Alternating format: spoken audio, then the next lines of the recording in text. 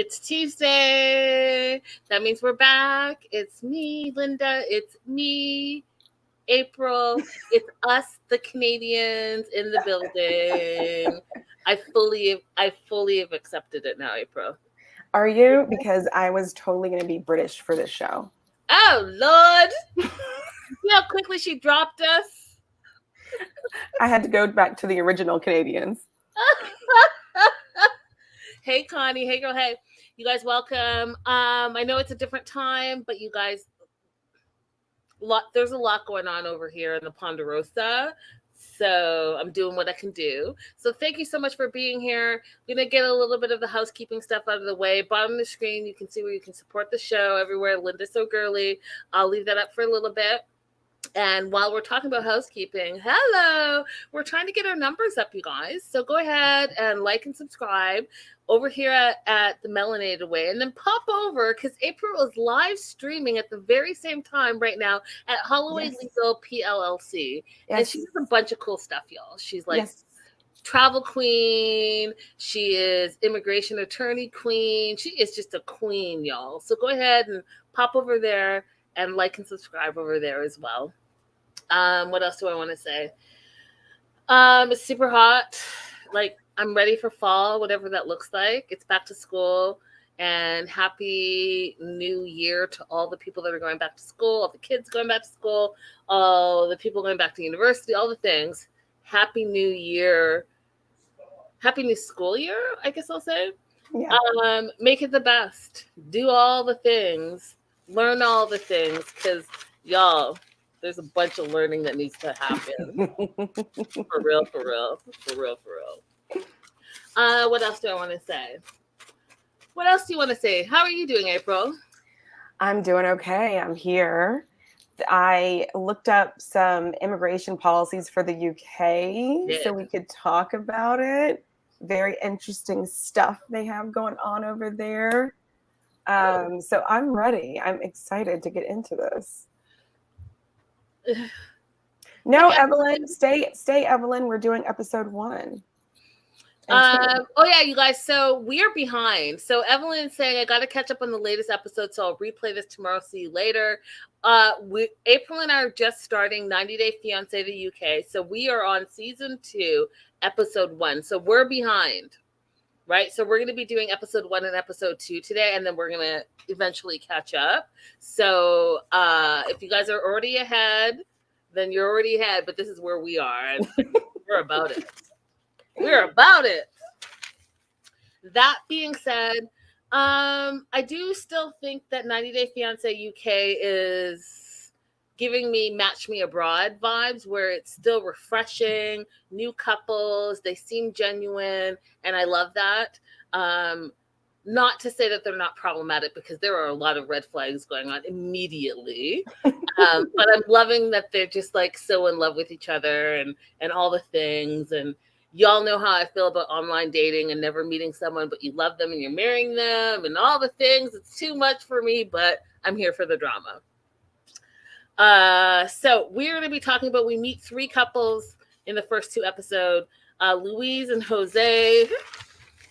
I have a lot of questions. I literally was watching and calling April like, wait, what? Shane and Mert and Michael and Mercy. I was calling her Marcy the whole time, and her name is Mercy. But, you know, y'all, when they said that she was the Tinder Swindler, died.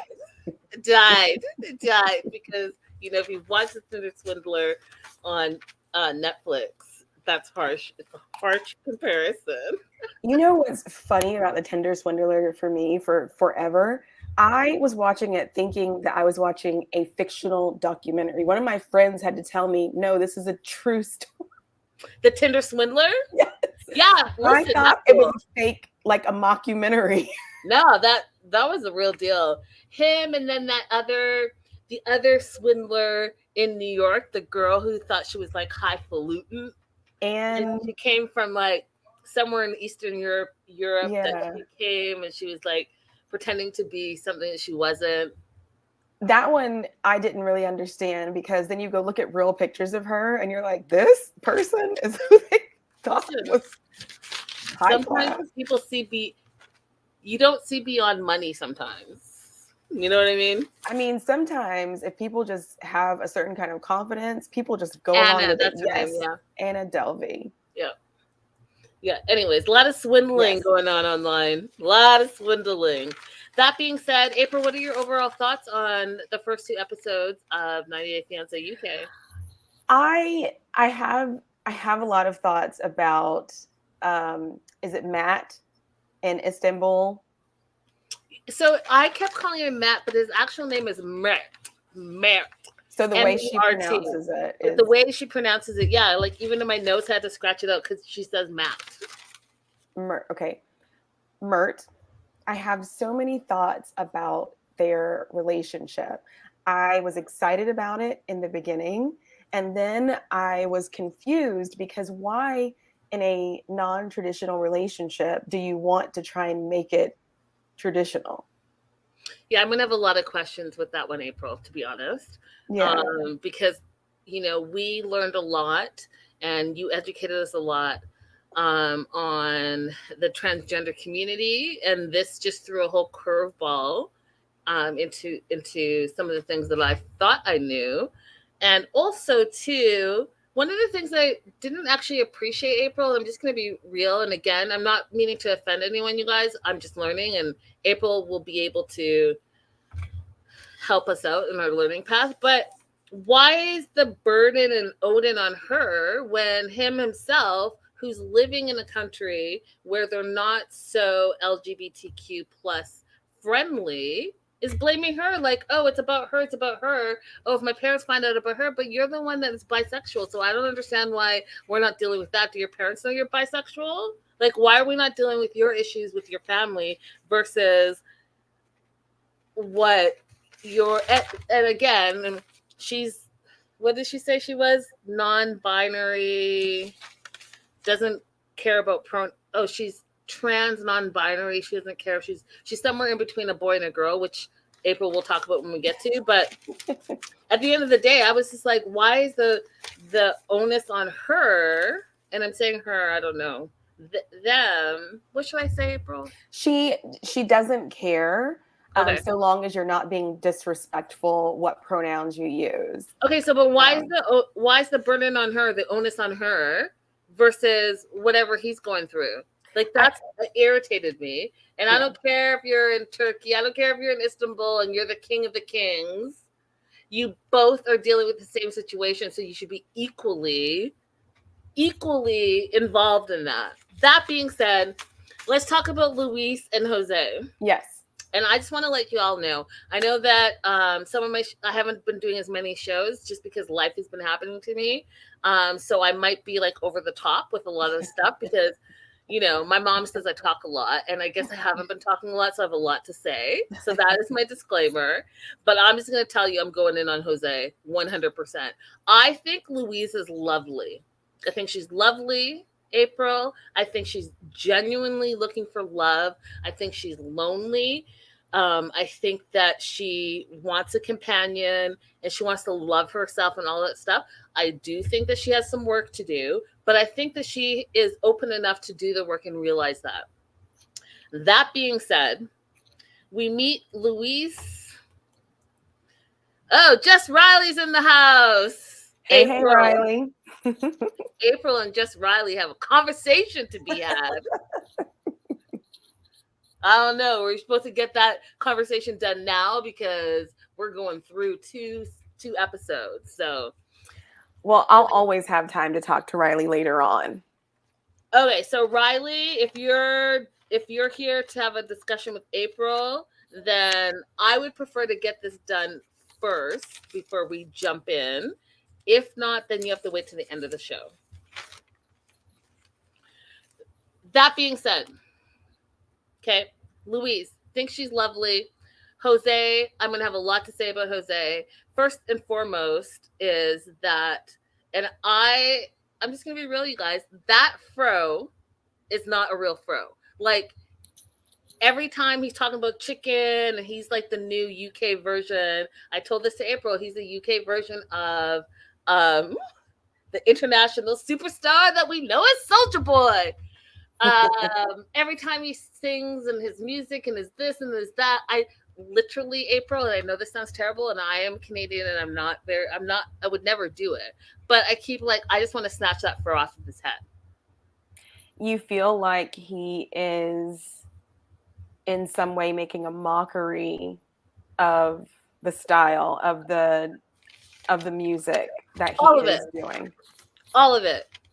All of it. First of all, like, you know what? I'm just going to say this. If you're doing all this with the high fashion, you think you're highfalutin and all of that stuff, and you're an international Colombian superstar, Afro Latino, all the things, and and you live in with your grandma and you're taking the bus, like, I feel like you might want to have some priorities. That's all I'm saying. Because Louise is a mom. You were very generous with Louise in how you perceived and described her. I am wondering how she has made it this far in life based on the decision that she's currently making. How has she survived so far and then come to think that this is okay? Because here's the thing, like, I've made bad relationship decisions, but I've known it in real time when I was doing it. You know what I mean? And she legitimately is arguing with her child. If my child was like, Mom, I'm questioning what you're doing, I would question how I've raised them and what decision I'm making. Because at this point, Taylor trusts me so much that, Taylor'd walk off a cliff behind me if I said, oh, it'll be safe, let's go. Because I have a record of making good decisions. You know what I mean? Yeah, your son is saying, this is a bad idea. I'm concerned about you. And I don't understand how she's made it through life this far. Yeah, I mean, but the thing is, though, April, is that in 90-day history, the children tend to be wiser than their adult role models. We've seen it over and over again. So to transfer this to the UK is not really surprising to me at all. But I do have a lot of questions that they left unanswered. And again, we're only episode 1 and 2. So perhaps I'm going to find out the answers. But here we are. So Louise, 39. She's a mom. She had her kid early. His name is Jesse. He's 20. She's a single mom, divorced.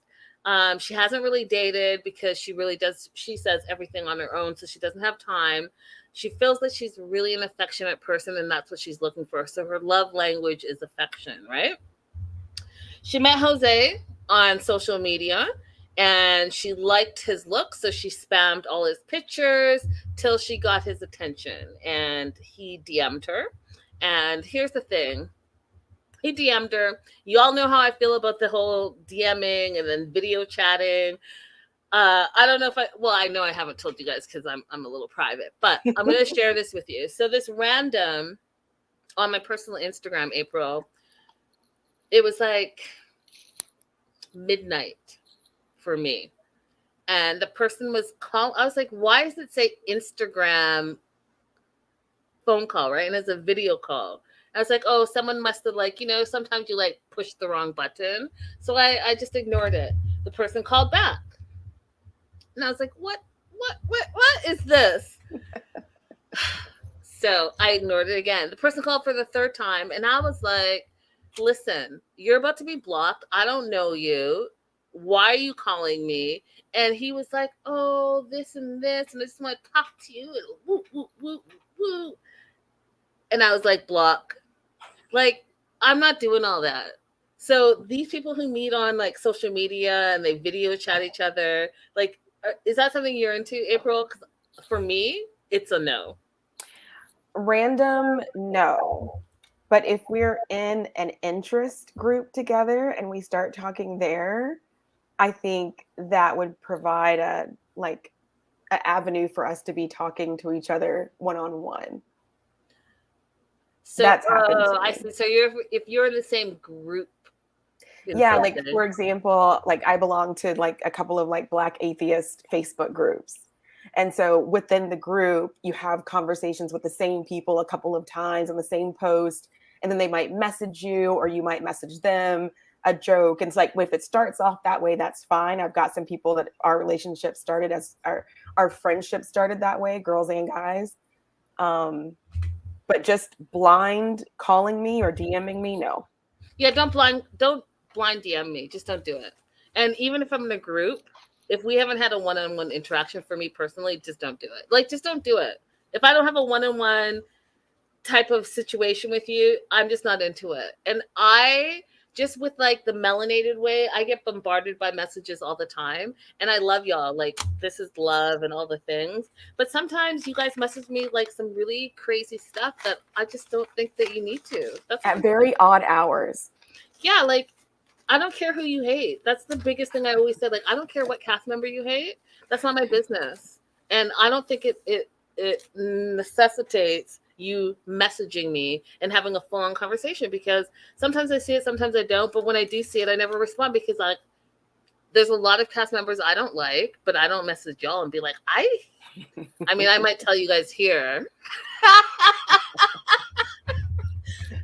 For real, because I'm about to go in on Jose. Jose is irritating me.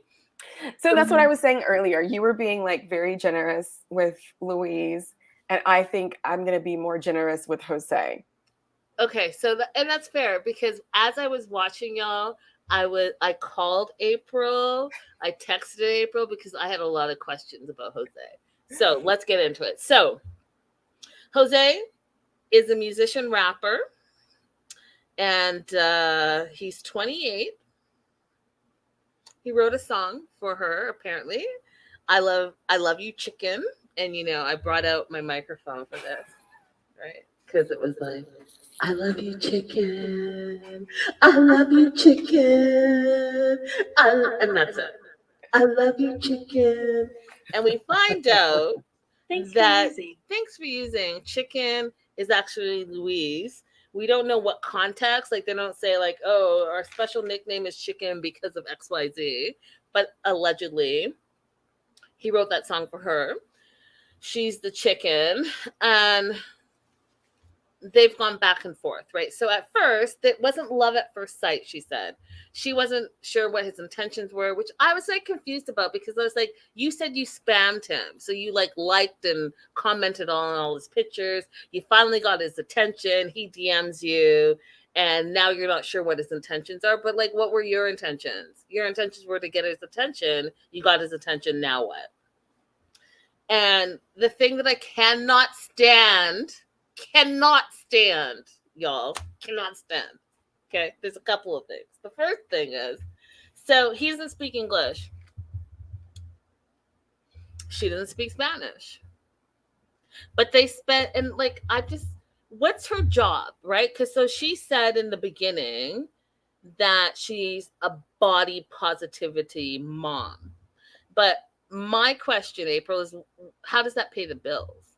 Because then fast forward, they spend 16 to 17 straight hours a day video calling. I'm sorry, what? There's only 24 hours in a day. So like, what? That's why when she says that she has not sent him any naughty pictures or anything like that, I'm like, well, I don't know what else y'all could be on the phone doing. What are you doing besides having a show for each other? And I posit that the chicken might be her nether regions. I wouldn't be surprised, because first of all, what are you doing 16, 17 hours on the phone when y'all don't speak the same language? What are you doing?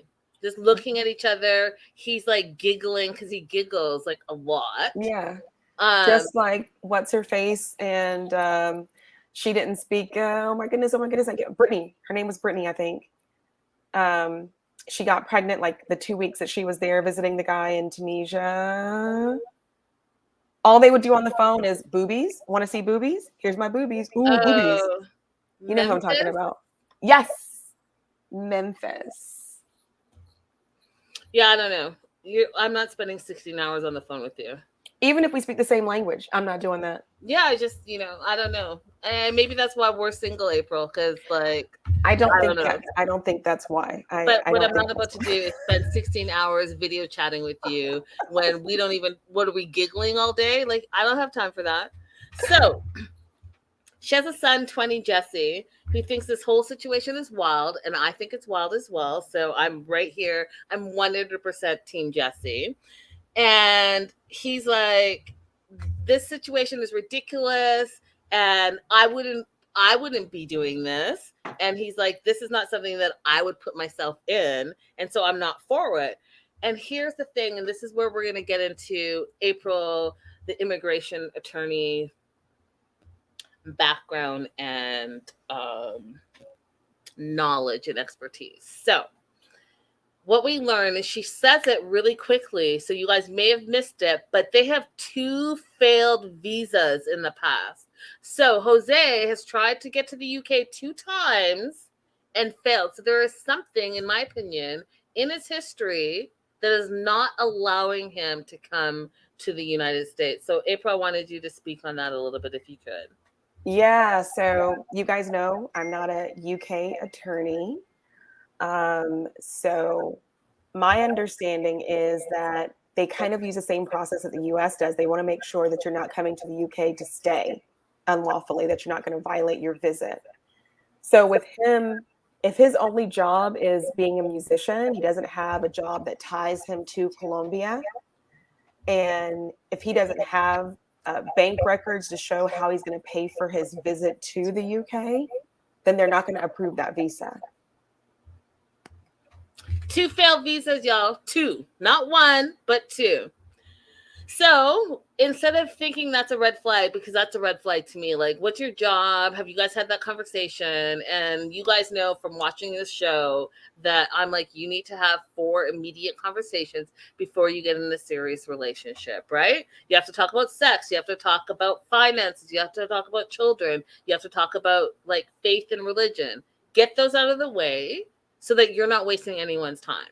But here we are. He has 2 failed visas. Has she asked him why? What's the history? What does the documentation say? But instead, no, she's in love. She's in love. So instead, she's going to go to Colombia to marry him. I actually wouldn't be surprised if she's the one who submitted the visas. Oh, for sure she did. I wouldn't, yeah. He ain't got no real job. You kidding? He ain't got no real job. Like, stop it. Just stop it. Like, just stop it. She's paying for all the things all the time. And she has a full-on grown adult child that she should think about his university education and all the things. But 2 failed visas in the past. So she's going to go to Colombia to marry him, even though she's never met him. Jesse thinks that whole situation, Jesse, her son, is weird. He's not comfortable with it. He thinks it's crazy. It doesn't make sense. I'm in 100% agreement with Jesse. But Louise feels different. She's like, you know what? Jose is my family. I love him. I trust him. I want to be with him. And then there was this whole conversation about staying at an apartment or Airbnb versus a hotel. And Jesse's like, you don't even know him. So you're going to be in this random person's house, the friend that you don't know. So there's going to be 2 strangers that you don't know, and then yourself. Like, you might think that you video chat 16 hours a day, but you still don't know that person. And April, I watch all the true crime. I watch ID channel like there's no tomorrow. And the dumbest thing y'all can do is to go to someone's house that you've never met in real life. No support system. You don't speak the language, but you're just going to roll up and act like, oh yeah, we're besties and that's my man. Stop it. It's a horrible idea, but horrible. What do we know? What do we know? Oh no, I know enough to be like, that's not for me. So then I'm just going to be real with you guys because I have questions and no one's answering them. And so it may seem a little like uncouth and not politically correct, but I'm just going to talk about them anyways because I have questions. And I literally called April because I was like, did I miss something? Okay, so then we meet Linda, which is a beautiful name, obviously. Linda, que say Linda. Who's Louise's mom. April, I know I'm gonna go there, and I'm going to go there. Mm-hmm. But I have to, because I know if I have this question, other people have this question. So, Becca, you're right. Yes. What's Becca saying? He reminds me of Jamal. Yeah. Oh, Jesse? Yeah, 100%. 100%. Okay, so. You don't have to say it nicely. Just say it. Everybody's thinking it. Okay, great. Thanks. I'm confused. So I called April in the middle of the show. I was like, so is Louise like black? Because I'm confused because her son is black and her mom, Linda, is black. So I was like, is she black? Is she adopted? Like, there's no problem with it. I'm just curious. Like, give us the backstory. We're seeing like all the random shades, which is totally possible, right? There are people that are mixed race that, like April eloquently said to me, that have like more or less melanin, which is fine. But like, say that, because I was like, wait, what? So like, your ex-husband was what?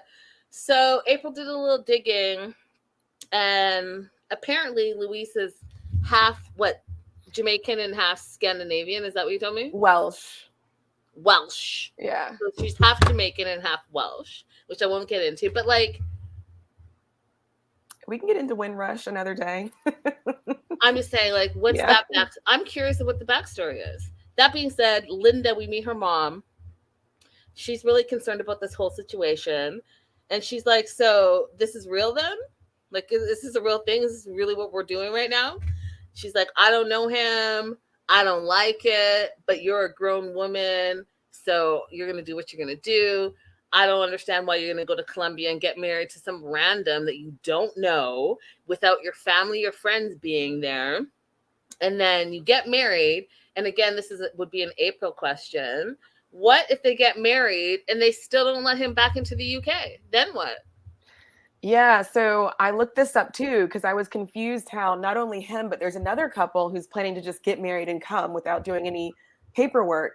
Apparently, the UK will allow you, if you marry a foreigner, to apply for a provisional visa just, a few days before arrival. And then you can do all of your paperwork once the person is inside of the border. So all you have to show when you go to immigration is your marriage certificate. Oh, wow. Because I was confused about that as well. So I looked it up a couple different places. That's what it says. So he gets denied, but as soon as he gets married, he's like, here's my marriage certificate. And they're like, welcome. You do a marriage certificate, give them the marriage certificate. They'll do a background check. They do an interview, and, if something came up, they would not let you in. But apparently that's all that's required if you want to do that on the spot. I would not take that risk. I'm too much of a worrywart to just leave it to chance flying in like that. But other people are, obviously she doesn't have the same inhibitions I have. Listen, plus Jose doesn't give a toot about toot. He wants to go to the UK and, just like Soulja Boy, work on being an international superstar, because he wants the whole world to hear his music. Jose's music is better than Soulja Boy's to me, though. I don't know. I haven't heard enough to even say any of that. I cannot confirm or deny. All I'm saying is like, whoa. Y'all need to go on Africa's Got Talent, Colombia's Greatest Hits, whatever. Do that first. So, Linda the mom is not impressed, and she's like, so what happens if it doesn't work out? And Louise is like, well, then I'll move to Colombia. And this is how you know that you're always your mother's child, because the mom's like, yeah, I might not let you. Louise is 30. She's almost 40 years old. The mom's like, yeah, I might not let you.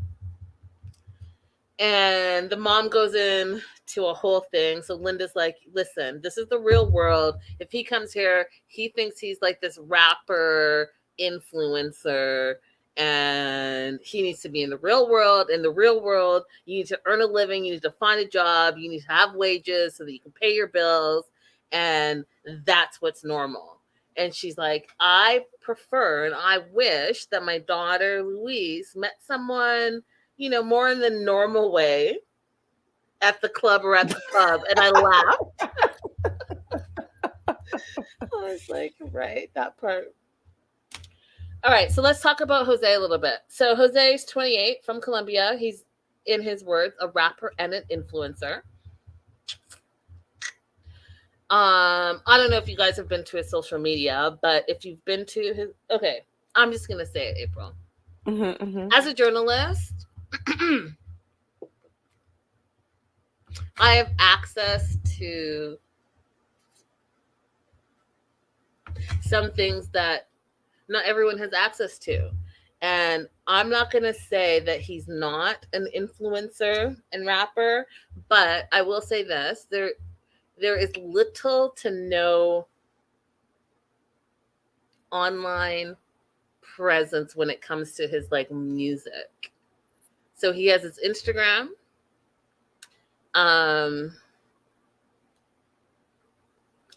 And his Instagram numbers are huge, which I thought at first like drew me to that, but I'm just saying, influencer and rapper, okay. I'm not saying, because I've never heard of you and I can't see any type of history, who you're signed with, what label you're with, what Spotify you're on, what your music list looks like. Like, just because I can't see it and can't find it doesn't mean that you're not those things. I'll say that. I'll say it like that. But music is his life, April. He wants the world to hear his music. And besides music, his style is important to him. And he talks about his music videos and having sexy girls in his music videos. And this is where we get a little bit of Louise's jealousy that comes out, according to him. What are your thoughts on Jose? Because I know that you said you're going to be a little bit more lenient with Jose. So I also think that he's wearing a wig. Oh, for sure. But I think that navigating your hair type in Colombia might be a little bit more difficult and new for some people, because I see his real hair on his Instagram, and it is curly and fluffy. And maybe this is his way of trying to embrace it more, to exaggerate it like that. Because this is the culture that would call this pelo malo, bad hair. Yeah, bad hair. Okay, that's fair. And again, April, you're so kind. I see the Canadian side of you coming out right there. I'll leave it at that. So Louise is lingerie shopping, and we find out that she has some health issues. One of them being fibromyalgia. Why am I saying that wrong? Fibromyalgia. Fibromyalgia. Not funny. Just like the way I said it was ridiculous. And then I also noticed that later on, I don't know if it's in this episode or episode 2, that she is walking with a cane. So she does say that she has like numerous health issues. Plus she says that she's plus size, so she's nervous that Jose is not going to be attractive or find her attractive. And I thought that was sad. I thought that was sad because we've talked about this a lot, but just like the pressures of society and what beautiful is supposed to be and all the things, I'm not going to get into it, but like we all have our own beauty in all our ways, shapes, and sizes. And I just think that whole stigma still to be out there is really unfortunate. And then Louise meets with her friend Ange to talk about like, hey, I'm going to go to Colombia. I'm going to meet this Jose guy who's like the love of my life. He's 28. Ange calls him a boy toy. And then that is when Louise is like, yeah, and I'm going to marry him. And she's like, pardon? And that is when I was like, that is the British and Canadian coming together. That is something that I say all the time. Pardon me? Like, what? What are you doing? You're going to do what? You're going to marry someone you've never met? Who's had 2 visas denied and doesn't have a regular job. He lives with this grab. Stop it. Just stop it. So she says, pardon. And to the part where Louise is like, yeah, I'm going to marry him. And just like, you haven't even met him yet. Like, do you even know if he's being sincere? Is this a visa opportunity, a green card opportunity? Is it about, him feeling like he can come to the UK and better his life? Like, do you know any of these things? And Louise is like, no, I love him. And I know that he loves me. And it's all great and glorious. And he's definitely not using me. What were your thoughts, April? I have the same thought about a lot of these situations. Why do these people never have a friend who can go with them? Okay, you're doing something stupid. Me and my friends have done stupid things before, but we acknowledge we're doing something stupid, and you're like, but hey, can you come with me? So in that situation, I'm thinking, do you not have a good enough friend who also wants to go to Colombia? It's a beautiful country, things to do, that you could say, can you come with me for at least the first couple of days or something, and I'll meet him for the first time and we'll just see how it goes. I would do that with a friend of mine. Girl, this is crazy. Where are we going? That part. I have the same thought about these situations so much. I think Angela is the only person that we've seen travel with a friend. She took a friend with her to Nigeria, didn't she? I'm not saying that to say that Angela is reasonable. I'm just saying, like, on the show, I think she's the only one that we've seen take a friend. Angela takes people with her. Definitely, she does take people with her. I don't know if you can call them her friends, because the friends never last past one season, but she definitely she finds people to come with her for sure. So to enact friendship. Okay, stop it, Linda. Okay, so her friend Angie's also worried about her safety, right? Like, hey, you need to really think about your safety. And Louise is really not concerned about that at all. Now, here's the thing, April. So should we go through all of episode 1 and then go back, or should we do like each? Let's go into Louise and Jose for the second episode. So we'll do like finish their whole story. Okay. So because I got to talk about this twin bed. Okay, so hold the line then. So the 2, 3, Shane. Okay, so Louise. So we go back to her son Jesse, and the son is like, you know what? It's a risk that you're taking. And I don't like it, and I'm not here for it, all the things. And then we find out that Louise got a message. And this message she got from some random on social media is saying that Jose uses his music videos to get with prostitutes. What were your thoughts on that?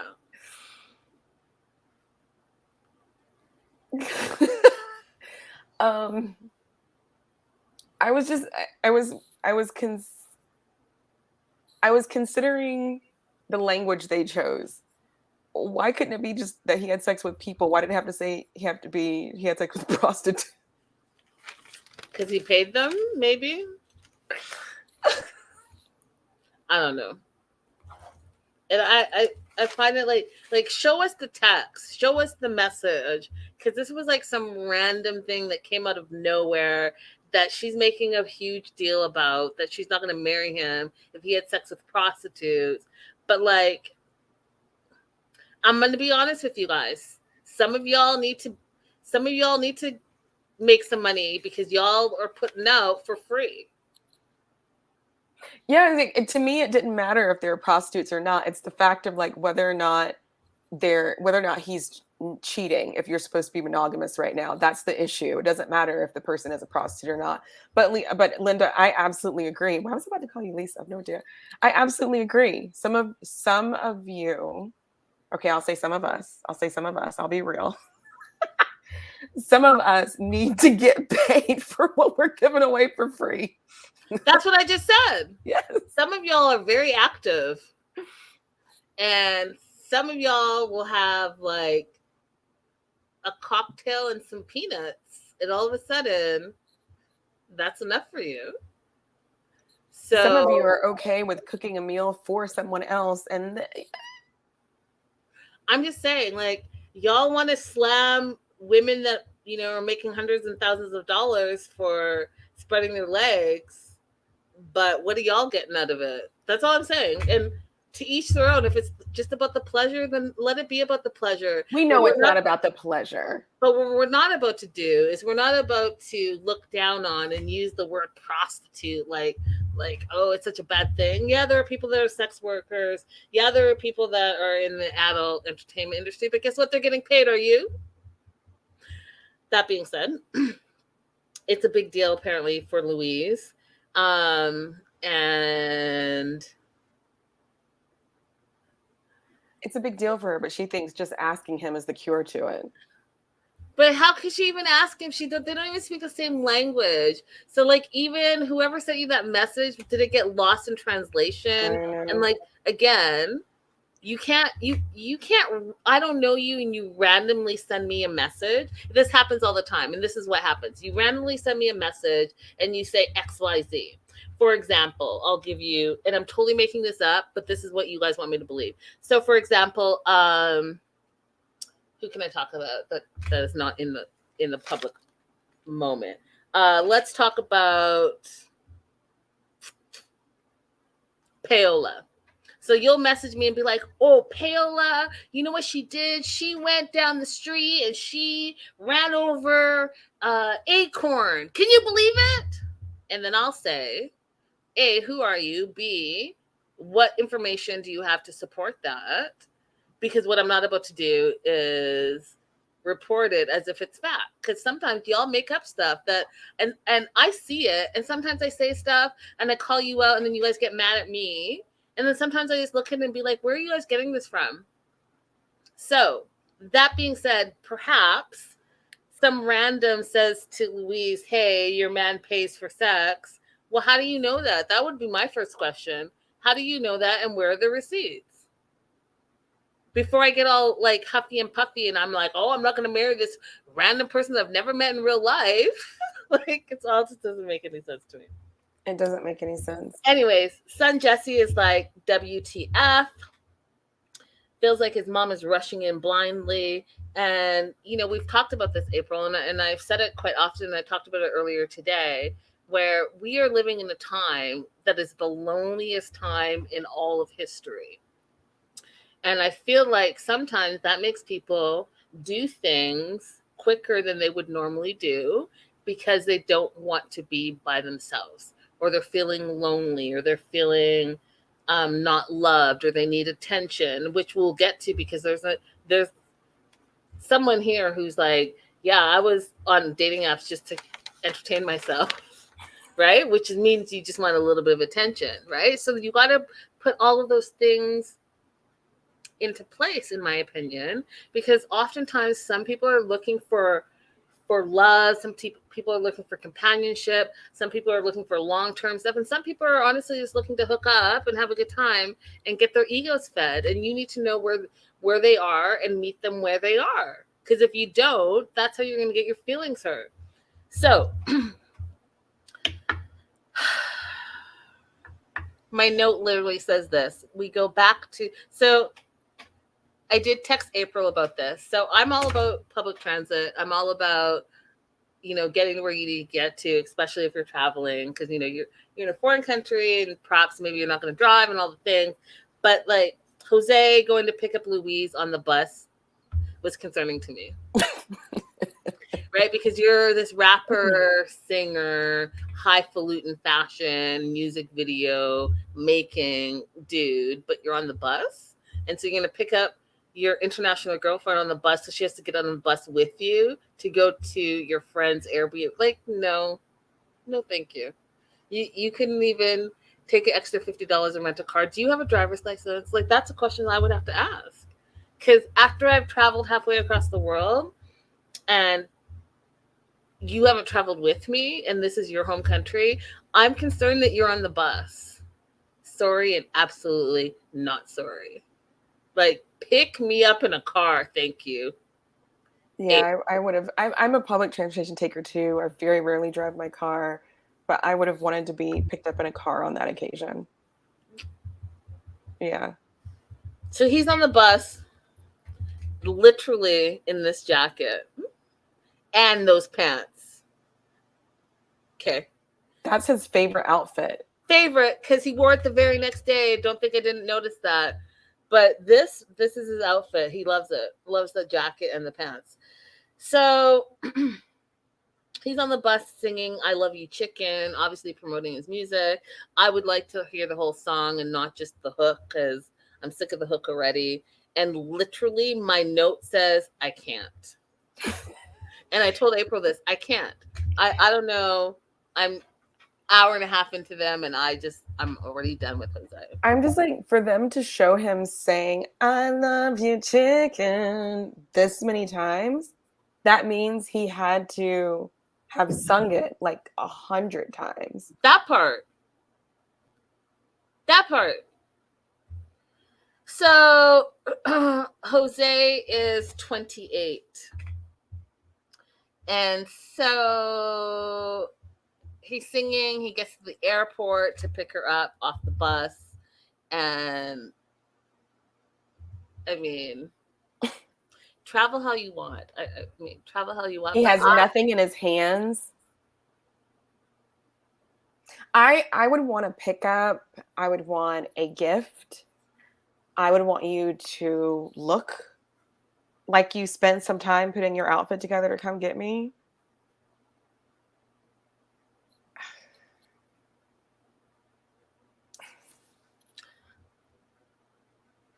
But you know what? We can't say that he misrepresented who he was ever. Because he's picking her up the way he is. I'm going to reserve my statement. What you're not about to do is pick me up on the bus. I'm not taking the bus with you after I traveled halfway across the world. Oh, no way. There's just no way. That being said, again, travel how you want. Sometimes I feel like dressing up. Sometimes I don't. Sometimes I'm in sweat. Sometimes I'm not. It just all depends on where I'm traveling to and how far it is and how I'm feeling. But I, for one, April, was a little confused. And again, I think Louise is lovely. I think she's lovely. I think her heart is in the right place.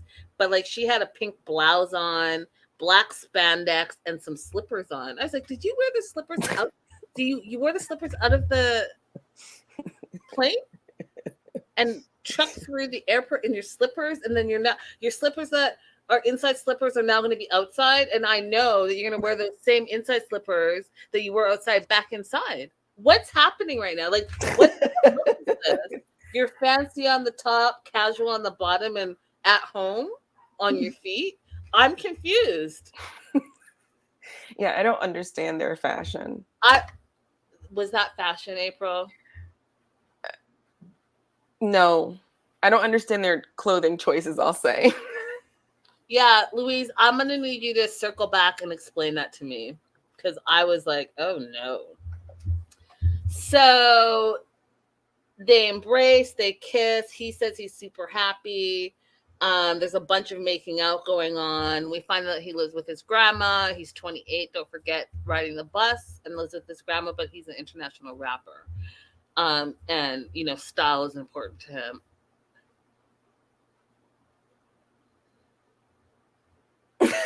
So he booked an Airbnb, which is his friend's place. So, like, I don't know why you guys are acting like this is something brand new. You guys just told us in the first episode that he's staying at his friend's house, and now he's booked an Airbnb. Stop it. And they get to the house, and it's the rose petals on the bed with the heart. They jump on the bed, which, again, you guys know how I feel. You traveled all day, at least 18 to 20 hours, and then your dirty ass clothes that you slept in and that you sat on the dirty airplane with, that y'all just jumping on the bed. He was just on the public bus, and I don't know if y'all have taken a bus before, but those places are nasty. They get you where you need to go, but it's not like it's super sanitary. But the two of you are just going to jump from outside to on the bed, him with his shoes still on. Y'all are just rolling around on the bed that you... Absolutely disgusting. I have to complain about this somewhere. We have tourists in DC all the time, yeah?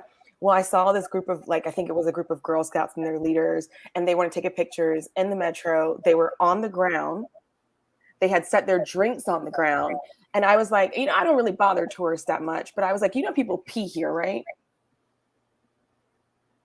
Yeah, I'm not for it. I have African parents, and we're not doing all that. We're not doing all that. Y'all know how I feel about shoes in the house. You guys came for me, and I still stand strong. Y'all, listen, I walk outside of my apartment, and the nastiest things that I see all the time, you wouldn't believe. People spitting on the sidewalk, people not picking up after their dogs. You're trekking all of those germs everywhere. Yeah. So those same germs that you're like, oh, Linda, you're being... No. Leave that outside so you can have the same... What? I'm not even going to get started. Hilda, thank you so much. Thank you so much for this super sticker. I appreciate you. So anyways, they're in the bed with the clothes on and the dirty shoes. In this twin-size bed when they both know that they're not twin-size people. That part. And he's just giggling. She's trying to have a conversation with him. He doesn't understand what she's saying, so he just giggles all day. There's a huge language barrier. The next day, she's trying to say, what are you doing? And I was like, just pull out your phone. Why are you saying the same thing? You can yell it at him all day long. He doesn't know what you're saying. And is there some reason that she can't learn Spanish? She keeps saying he doesn't know any English. He doesn't. Bam, have you learned any Spanish? That part.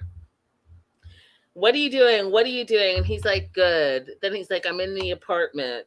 It's good. That's a thing. Good. Oh, good. Good. It's good. Is it? Because you two don't even know what the hell you guys are talking about. And this is where I was like, I'm done. You know how that's the infamous 90-day saying, I'm done. I'm done. Everyone's done.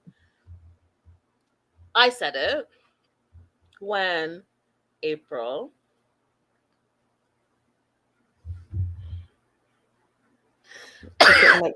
he couldn't make the coffee. Instant coffee? You don't know how to make instant coffee? You don't know how to make hot water and just pour the hot water into the... What? He also had a choice to read the package. That was an option. You don't know how to make instant... Wait, how are you living your life?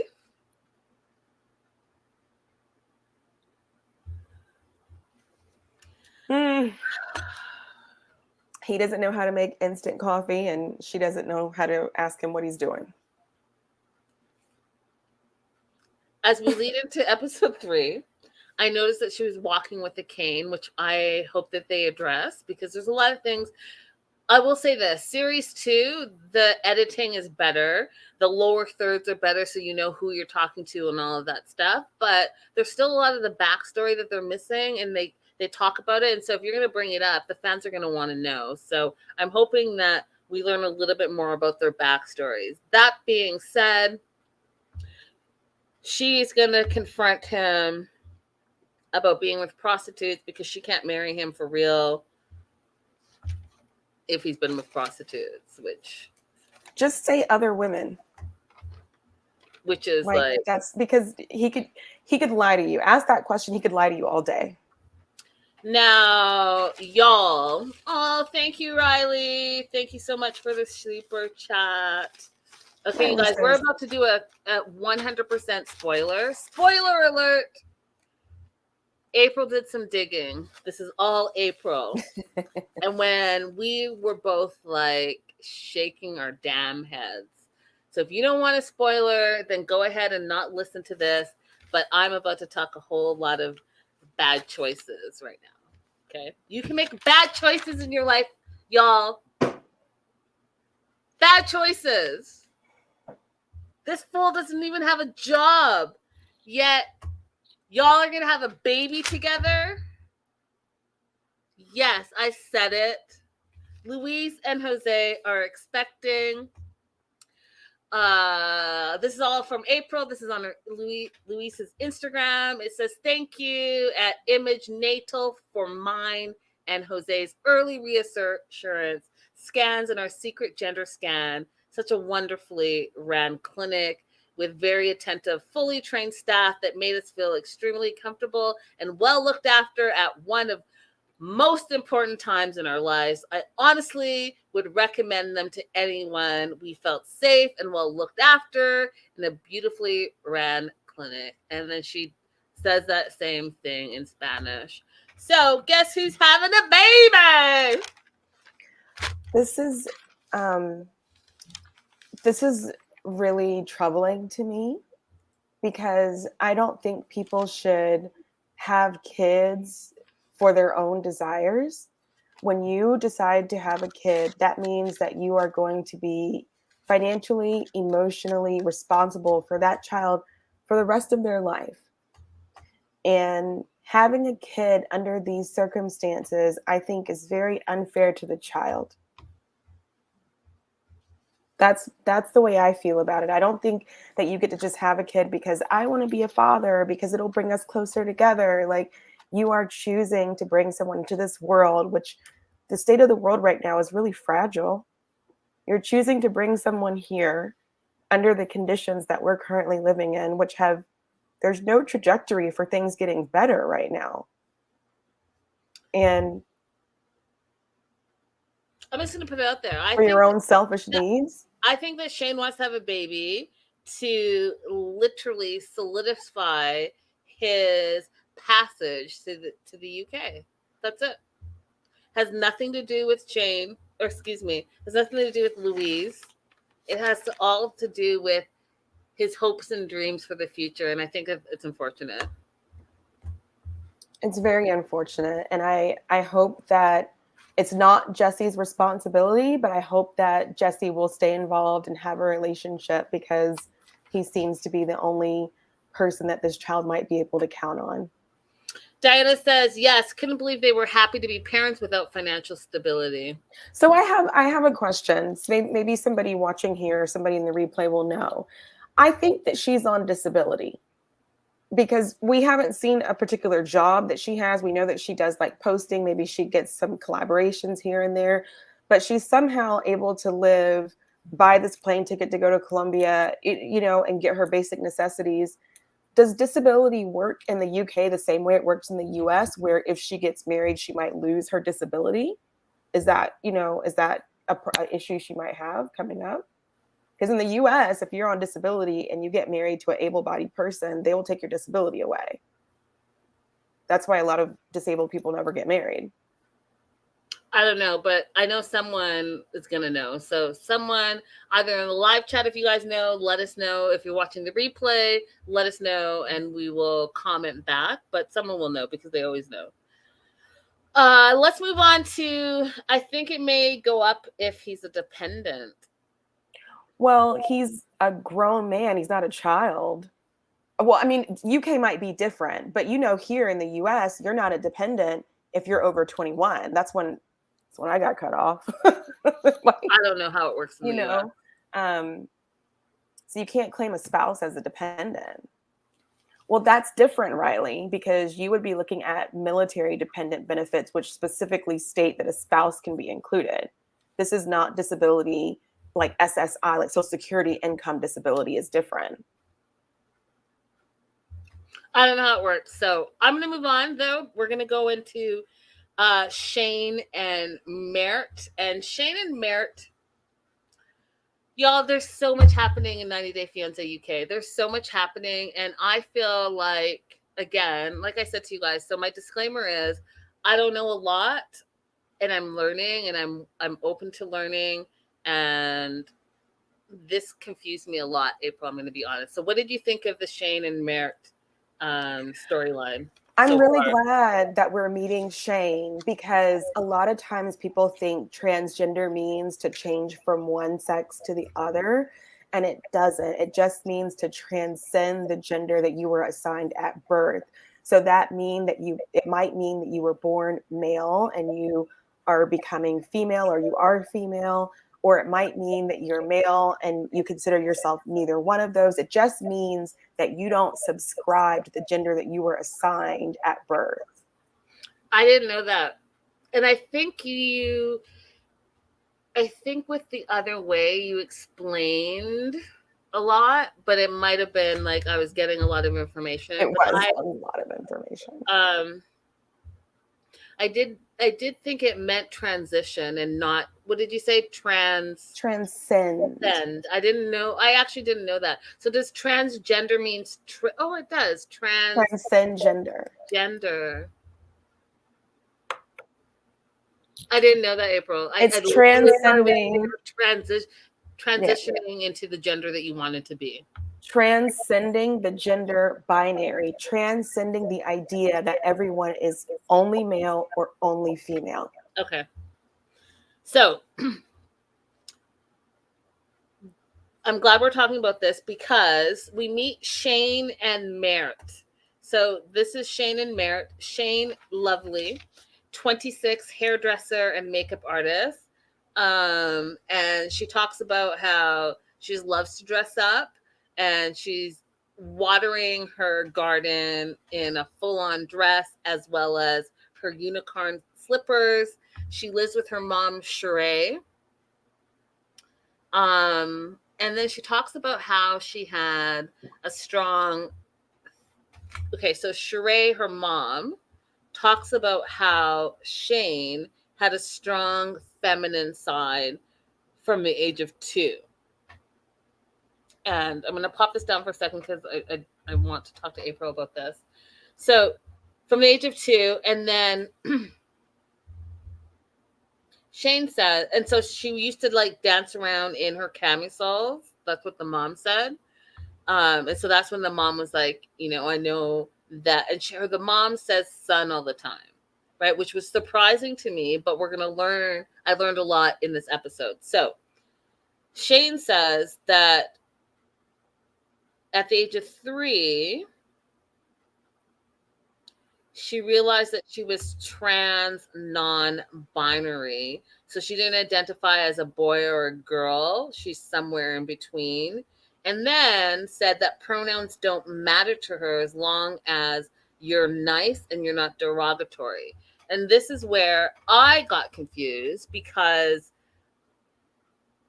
my experience so far in my learning process, April, is that, especially as a journalist where you don't want to offend anyone. So like literally this is what will happen. We'll do a press junket. We'll get a list of whoever we are interviewing, and they will say what their pronouns are, how they want to be addressed. He, her, they, them. I even had an interviewee who was non-binary and identified as X. So not he or she or they, but X. So that was something new that I had to learn. So this is the first time I'm hearing about A, April, pronouns not being important, that I would love your input on, and B, trans non-binary. I had not heard that before, where you don't identify as a boy or a girl. Mm-hmm. So there are 2 things that might be happening with Shane. One is they truly don't care which pronouns you use, because from day to day they feel more he or feel more like a she, and they don't mind being categorized as one or the other, whereas you'll meet other people who have a negative relationship with one pronoun or the other, and they don't ever want to be called that thing. So Shane could have had positive experiences in both of those genders and doesn't mind being referred to as one or the other. The other thing that might be happening is that Shane is willing to put other people's comfort in what pronouns they want to use above whatever Shane's preference is. And I feel like that is what's happening with Shane's mom. What do you think? It's really hard to say, because Shane does come off very well aware of themselves. So it's hard to imagine that Shane wouldn't just say, "Mom, I'd really appreciate it if you would just call me whichever gender." Yeah. Okay. But on the other hand, there are some situations, like I'll tell you one of our situations that we have where my mom struggles with using appropriate gender for Taylor or using appropriate pronouns for Taylor. And so every single time it's like, because I told her, and it makes it a bigger deal when you mess up and try to correct it than if you just went on with the sentence, to the point where Taylor was just like, just don't worry about it. Just say whatever you want. And so I was like, you can go back and change that anytime. You can ask grandma to use a different word. But at the point that we are right now, Taylor is more disturbed by the constant correction and calling attention to it as opposed to the actual pronoun. Yeah. Okay, that makes sense. So yeah, for Shane, pronouns don't matter. Just be a nice person. Don't be derogatory.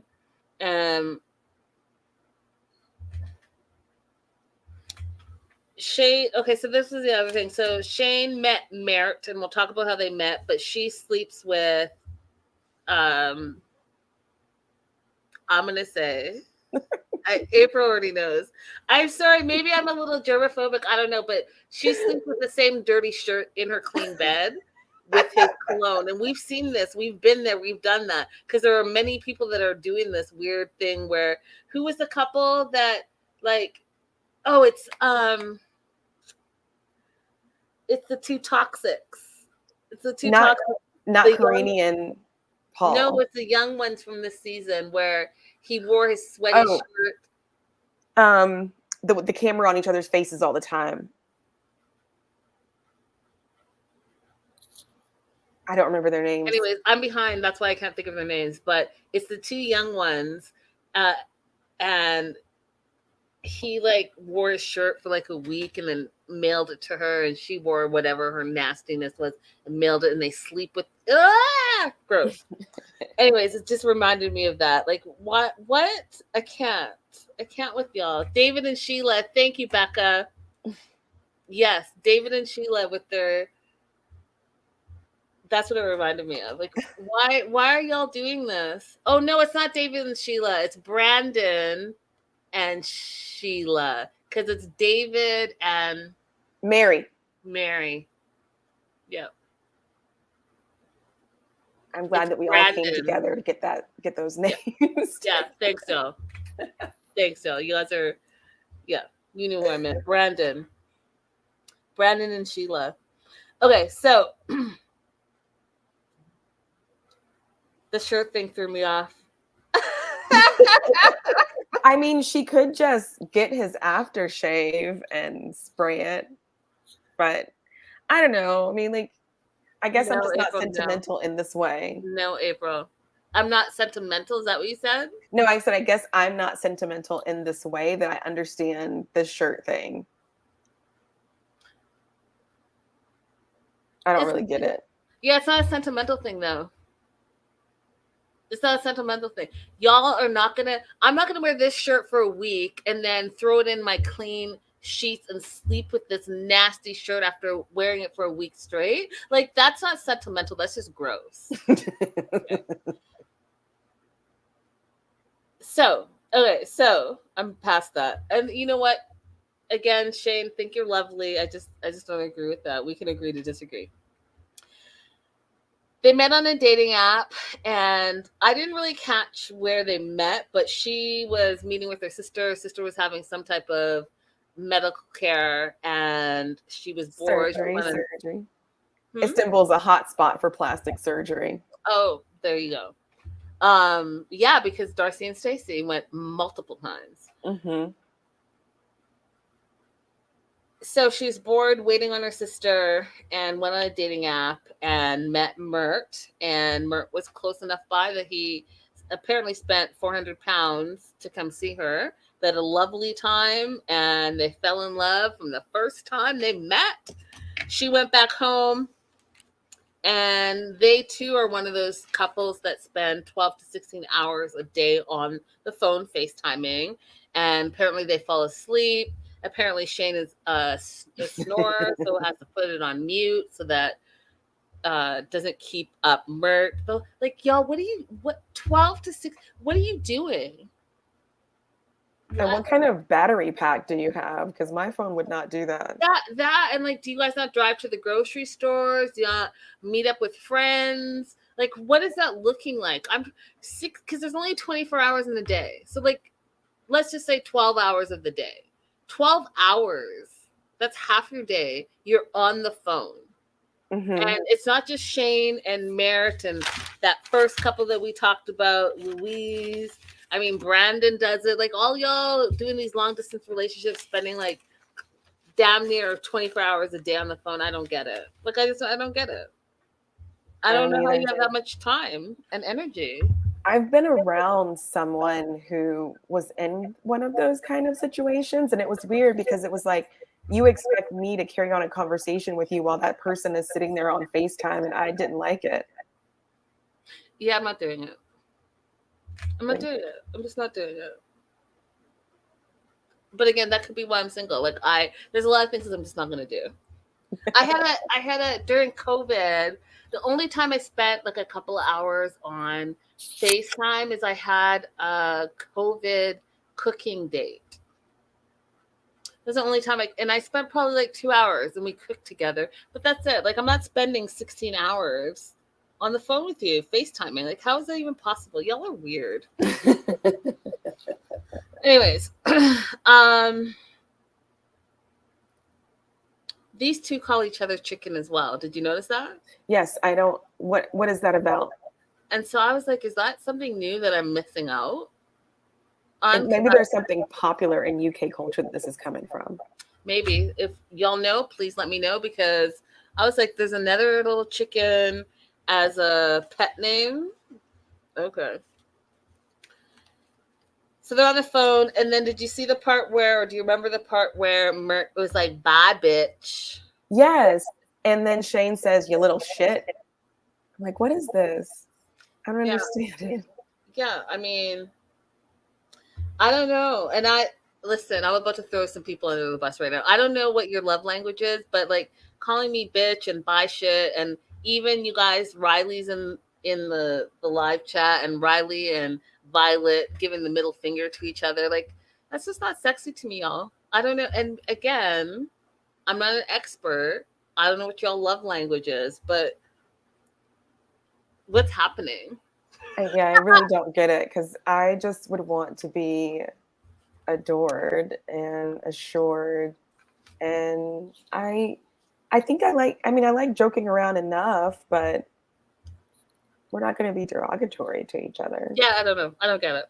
So we start talking about, and this is something else I wanted to ask you. So they're saying LGBTQ, right? And LGBTQ A+, is it?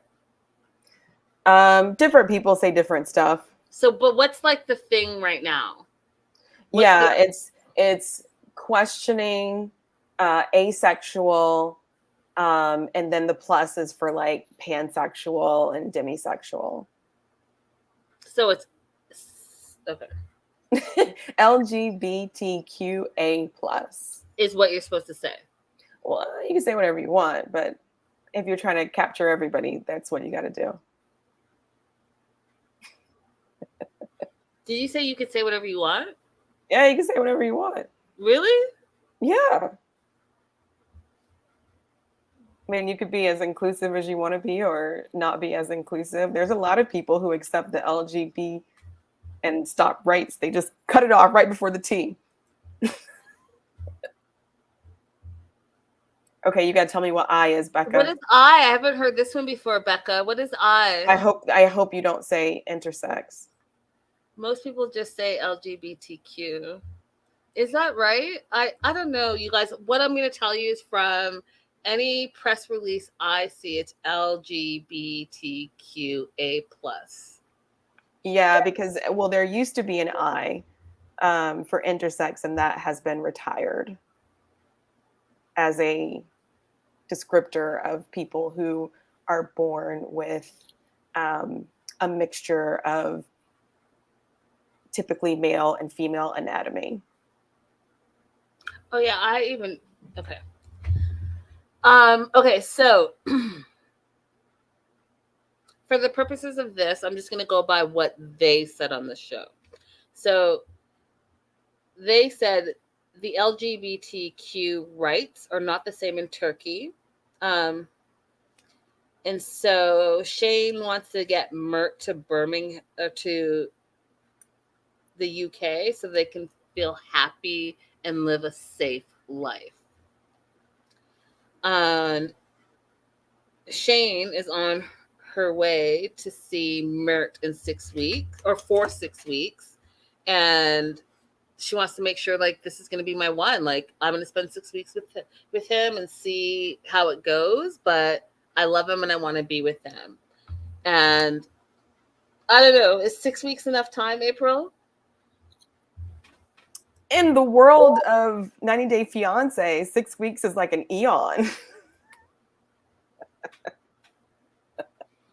Fair. That's fair. But no, it's not. So Sheree, and I hope I'm saying her name right, but Sheree, Shane's mom, just wants Shane to be happy and loved. That's it. Doesn't care how, who, when, just wants Shane to be loved, which I think is a beautiful thing. So then we switch over to Mert, who's 28. He's a barber that lives in Istanbul. He identifies with the LGBT, he said, community, and he's bisexual. Then he says he's had a lot of partners. And if we go back to when we were talking about prostitutes and paying and all that stuff, I just want to have you guys have that in the back of your minds, because he said he had a lot of partners, like 10 of partners, so many partners that he's had 4 partners in one day. And F-buddy is something that he knows very well.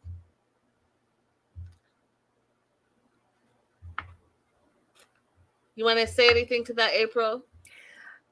I mean, this can happen in any area, but I think it more commonly happens in cultures where you're not allowed to be outwardly whatever your sexual orientation is. And so it becomes like a dirty little secret kind of thing. I've seen a couple different communities where this runs rampant, and it seems to be those. This is not scientific. I'm just saying what I've seen.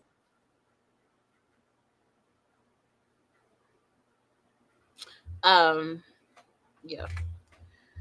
So they spent 5 days together, and Mert says that, and he says this a lot, which I think is interesting, but really enjoyed Shane and likes Shane because she's chunky, and he says chunky a lot, and loves Shane's eyes, her smile, and most importantly, he feels safe with Shane.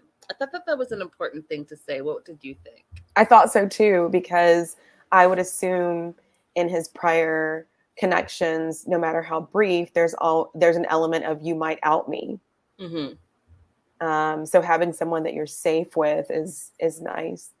When he said that he kept saying chunky, it was giving Asuelu calling Kalani fat. Yeah, yeah.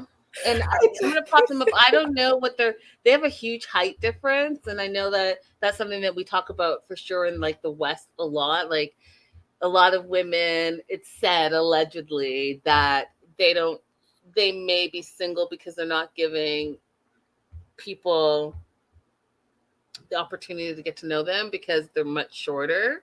And like he's a lot shorter than Shane, a lot, and on TV it's exemplified, right? And I don't know, April, I might be one of those snobby people. Like I want to be able to wear my heels and not be like you're 2 feet shorter than me. Well, you can. So you've never ever dated somebody shorter than you? While Linda's thinking about whether or not she wants to answer. My ex-husband was shorter than me. Have I gone on a date or have I dated? Okay, just gone on a date I've where gone on you knew that person was shorter than you. Not No. you showed up and they lied. Oh no, then no. Okay. Yeah. I think it is a little bit tricky though, because you can have some guys that have a complex about them being shorter than you. And so they try and dictate what you're going to wear as far as footwear goes. Yeah, You don't want to deal with that. I've never. I'm just never. Sorry. I'm sorry. Not sorry, but sorry. Okay, so Shane is meeting up with her friend Grace, long-term friend. They've known each other for like 15 years. Grace has some concerns about Mert, thinks there are a lot of red flags. She likes him, but she's worried just about how he's going to cope if he comes to the UK. This whole like men are kings and everything they say is goes and yes sir, no sir, all of that. She's worried about the religious part of it. And she has some concerns, right? And then so here's where it got a little tricky for me. And again, April, I can't believe he said that. Love to get your input, April, as well. So one of the things that I felt that they were stressing on was the fact that Shane was born a boy, and nobody knows that Shane was born a boy. And so there are concerns. And I was like, before I even get into it, but I was like, well, why is the onus on Shane when Mert is bisexual, right? So even when Mert meets with Emel, his sister, and then he's talking about how it's his choice to love who he wants to love, and talking about the parents, and again, it's about Shane being born a boy. But like, what about you? Do your parents know you're bisexual? Like, why is the onus on Shane? What were your thoughts on that? So my concern was, is Mert choosing Shane because this is someone that I can pass off as being heterosexual and get out of Turkey? And once out of Turkey, then I can have relationships with men who were born male and still consider themselves male, with a cisgender male. I don't want Shane to be used in that way because Mert is unable or unwilling to be honest with his parents or anyone else outside of his two siblings of his sexual preferences. I never thought of that. That's a really good question. I'm also worried about whether or not Mert is identifying as bisexual as a way to get around just saying you're gay. And I know like there's going to be some people calling me biphobic for saying this, but I do think that some people use bisexual as a gateway to get to where they really want to go. I was thinking that, and again, sorry if this sounds ignorant, I don't know. But I was thinking like he almost gets the best of both worlds, because if he's bisexual, meaning and this is where I get confused sometimes, but so bisexual meaning assigned female, assigned men at birth, he's attracted to both, right? So he kind of gets the best of both worlds because he's attracted to females, which Shane identifies as, but also male, which Shane identifies as well, like back and forth. Well, yeah, that's true in a way. So maybe he really is into Shane for Shane because of being able to satisfy all of these different desires that he has. Mm-hmm. I would be, if I was Shane, I would be more concerned about whether or not he would prefer to be with a full-on guy. Is there but just can't do that? But is there? I don't know. Like if he would prefer to be with like a cisgender guy, but he just can't do that because he's in Turkey. But can we still say there are preferences still? Because like I'm just learning about like pansexual, where you just love everyone, right? Mm-hmm.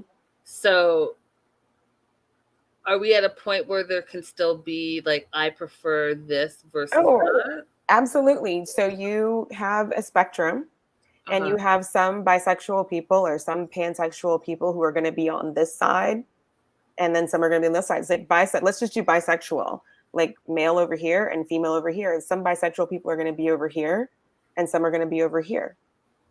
So they can have a preference one way or the other, while being attracted to both. And there's a ton of bisexual women who are okay with having all the relationships with women, but when they get married, they only want to marry a man. Okay. Let me just soak all that in. It's a lot of information for right now. Where are we? So Shane, so Shane met with Grace. They had the talk about the red flags, and then Shane's packing for Turkey, and she's nervous about the family and their religious review and conservative views. She wants to be respectful, and here's where I knew I was in the UK version versus the US version, because you have not ever heard an American on 90 Day Fiance say they were concerned that they wanted to be respectful to the cultural and religious differences and beliefs in the country that they're going to. And listen, apart from Avery, yeah. Oh yeah, Avery's the only one. Did she say it though, or did she just do it?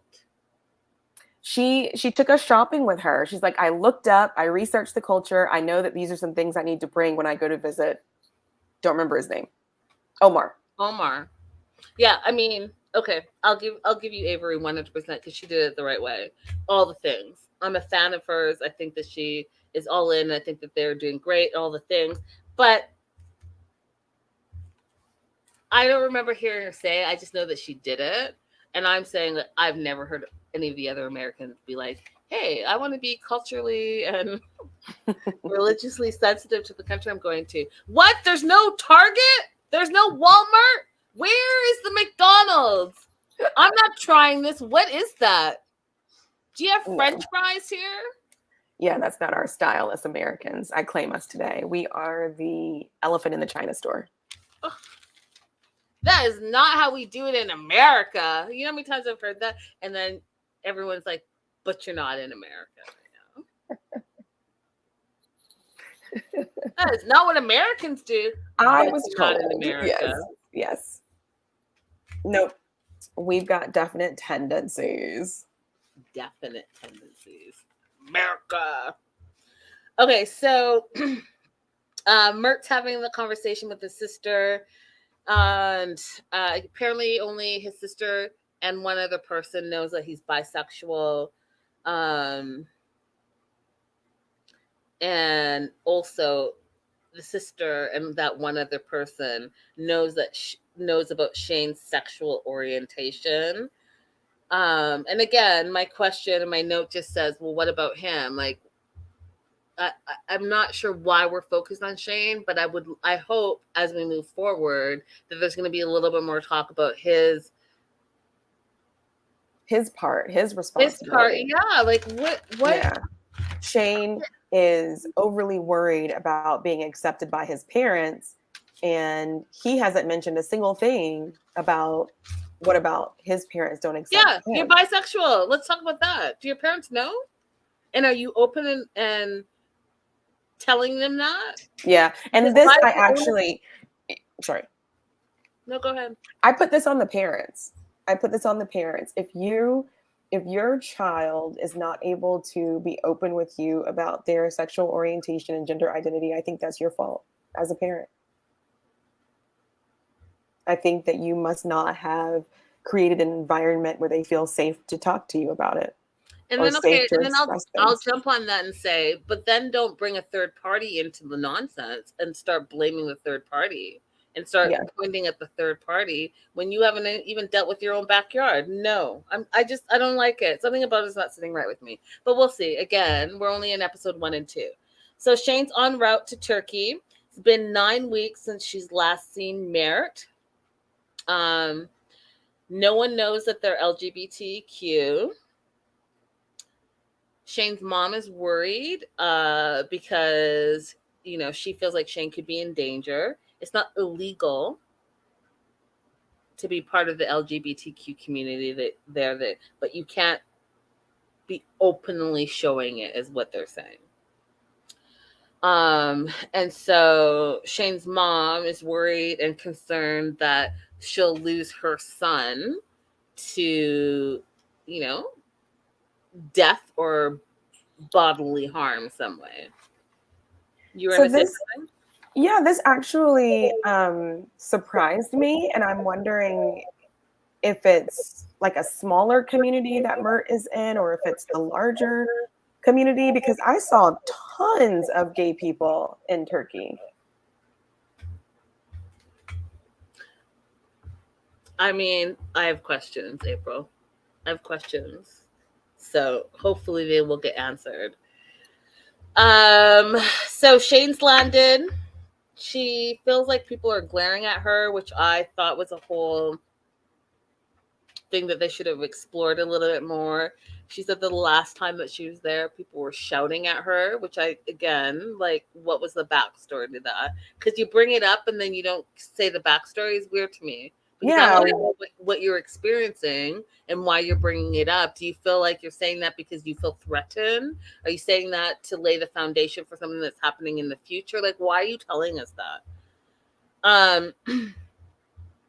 So Mert, we find out, is nervous as he's waiting for Shane to arrive. He's like, come to me, baby. Come to me, baby. You're my chunky baby. Again, it's like the chunky. He likes that she's chunky. And then my note clearly says, how tall is he? That's my note. He could be, I think Shane is like 6 feet tall, so he could be like 5'8" and now just look short. Is not 5'8". He is not 5'8". You are so kind, April. You're so kind. This fool's like 5'4". He's like 5'4". Yes. I think he's like 5'4", 5'5", and she's like 5'10". Maybe. No, I'm not wrong. I can point out a shorty 2x4 in a heartbeat. And that's only being like someone who's relatively tall. So he's definitely not 5'8". That is for sure. So Shane's going to be there for 6 weeks. They're going to spend some time together, make sure that they want to spend the rest of their lives together. One of the things that I do like about Mert so far is like his love language obviously speaks to Shane's love language, and his love language is gifts and affection, and Shane is taking that in. So there were a lot of gifts, like rose petals on the bed, the climbing of the trees to get all the different like fruits and nonsense, ice cream and flowers and necklaces and bracelets and all the things like he's like a giver, and she appreciates that as an act of love. They talk a little bit about Shane being born a boy and not a. So this was something else that Shane said twice that again was a little bit shocking to me, because again, I'm just learning like all the terminologies, and it reminded me a lot of Gabe and like his masculinity and that journey.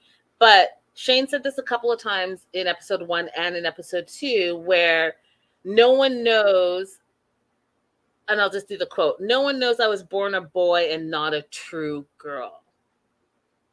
Which I was like, that's an interesting thing to say, because I feel like as we're learning about the transgender community, it was like you're assigned a boy or assigned a girl. And then, so what is a true girl if it's you're being assigned, which is something that I just learned. Like, you're either born female or male, but then you're saying, no, you're assigned female or male. So then what is a true, do you understand what I'm trying to say? I do. Okay. I think that the reason why Shane's language is confusing for some people is because Shane doesn't really consider herself a boy or a girl. So I think that is part of what's confusing when she says true girl like that. I think the other thing is that Shane is trying to use language that is going to translate.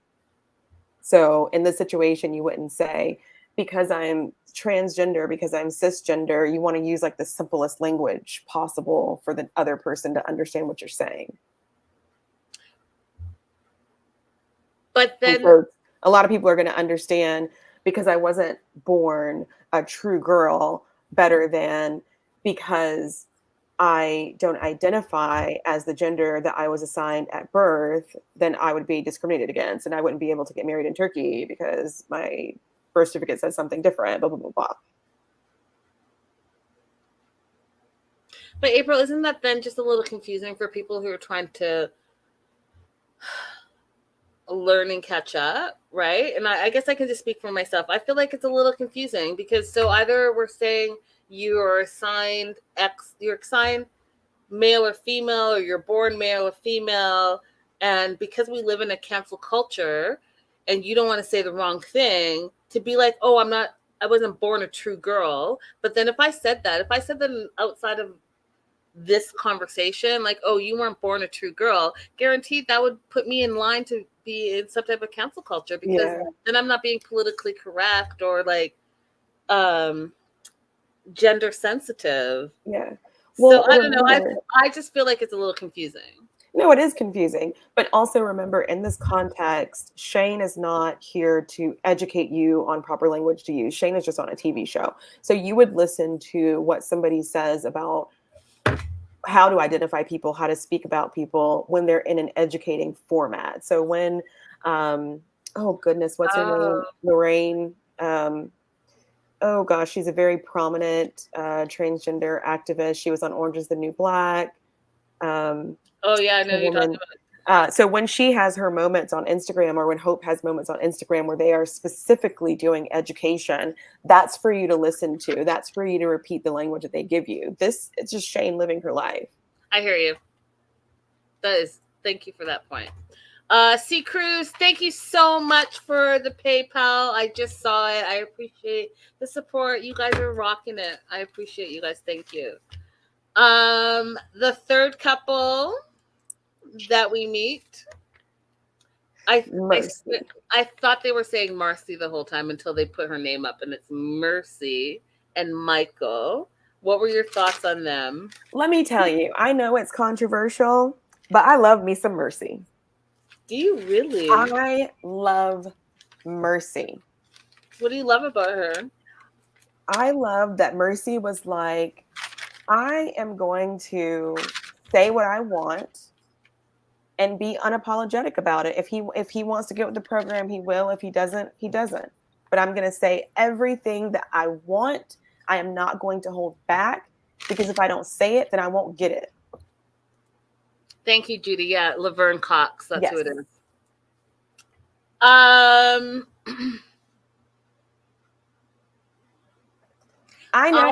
know that some people are already not liking her, but listen, just like we were talking about women giving things away earlier without getting compensation for them, I feel like Mercy is a person who is like, I'm going to use what I got to my advantage to get what I want.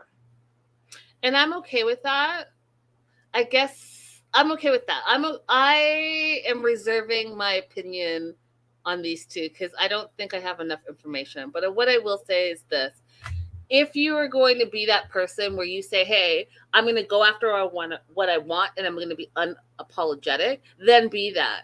Because there are a couple of things, right? Because you know me, April, I even told you on the phone, I get distracted. I get distracted by some of the things you say because it's not consistent with a lot of the other things that you're saying. And so I'm saying, Mercy, if you're going to be unapologetically bold and stick to who you are as a person, which I appreciate, especially as a Black woman, then be that. But don't say something and then contradict yourself in the same sentence, because I hate that. Because then it makes me think like, oh, you do have something to hide. And I'll explain what I mean in a little bit. So, Michael, 36. He's from the seaside town, and I haven't put anyone else's towns in except for his because, you guys, I just loved it. He's from Clacton-on-the-Sea. He's a mobile tech, which I don't even know what that even means, but he says he deals with like poop all day long. He says he's dated a lot of women in the past. And then he kind of got sick of it. He went through all the women in his little town. And so he decided he was going to go on an international dating site and met Mercy from Kenya. And then the first thing that comes out of Michael's mouth is that he liked the fact that she had a good nass. Oh, see, I didn't even know what that meant. Booty, booty, booty, booty, rocking everywhere. That's what that meant. Right? So.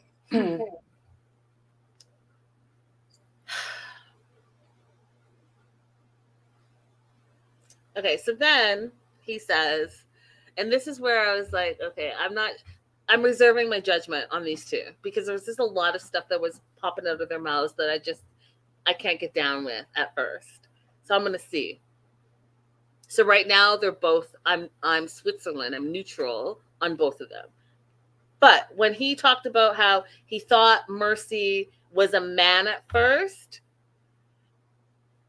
but he thought she was a man for no reason. He had no context. He had not even seen her before. But because he was buying into the stereotype of Africa being like scam central, he immediately, even though he's the one that chose on his own free will to go to an international dating site and specifically be with this woman that's from Kenya, even though she lied and put her location as UK, you could clearly see that she was a Black woman. And then all of a sudden you're questioning whether it was a man. Didn't like that. Decided that he needed to video call her to see if it's a girl, which it was.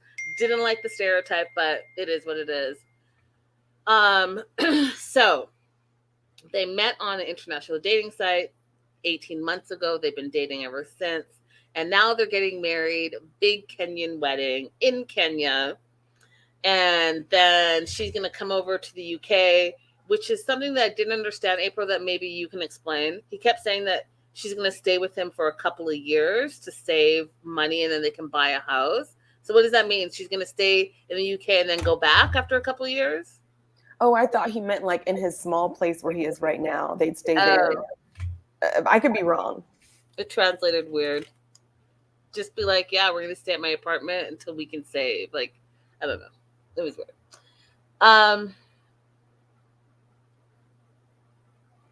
He meets up with his mates, like he says, Nick and James, at the Gold Curry. And I love me some curry. I would have really loved to have seen a little bit more of that, but we didn't. Nick and James have a question about the relationship. What's the end goal? Is she after you for your money? Is she after you to move to the UK? Is there an ulterior motive?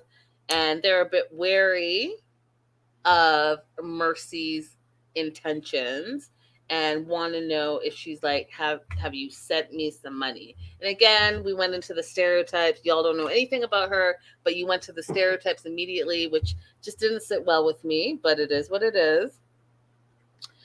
The friends ask the question, well, what happens if it doesn't work out? And my question is, even if you're in the same city, what happens if it doesn't work out? Guess what? It just doesn't work out. You move on. Everyone goes their separate ways. Why would this be any different? It wouldn't. Basically what they're asking is like, will you get any money back? That's what it felt like to me. Yeah, didn't like it. Didn't sit well. So Michael is FaceTiming with Mercy. Both have. She got a nose ring. He already has one. He's tied it up, y'all, neck, or like the whole thing, like the whole bad boy look, whatever. He doesn't notice her nose ring. She's kind of irritated by that because she feels like he doesn't pay attention. We also find out that Michael's a dad. He has a 10-year-old son named Kennedy, and they're best buddies. And Kennedy, just being 10, is wise in his years as well. And he's like, I'm happy my dad found someone he likes. And then again, with the stereotype that I didn't like, because clearly y'all have not been to Africa and have not had African food. Because, and listen, y'all, I've been to the UK plenty of times. Love the UK, love the accents, love the architecture. But what you're not known for is your food. Okay, I can't say you UKs are a bunch of foodies. It's all like very monotone colored and with not a lot of flair, unless you're like with one of the immigrants who are like bringing in the flair, right? So for Michael to be like, the son says, "Oh, so what is Mercy gonna cook for us when she gets here?" And he's like, "Rice and stew and gari," and then he says, "Gari has no flavor." Have you lost your friggin' mind? Have you actually had gari? And have you actually had African rice and stew? And are you what are you talking about exactly when you say rice and stew? Because that is a very broad statement. What kind of stew and what kind of rice? Yeah, and what do you mean by flavor? When you say it has no flavor, I'm going to need you to define what flavor is, because I beg to differ. Yeah, that whole conversation was weird for me, because I was also like, why is the child asking what she's going to cook?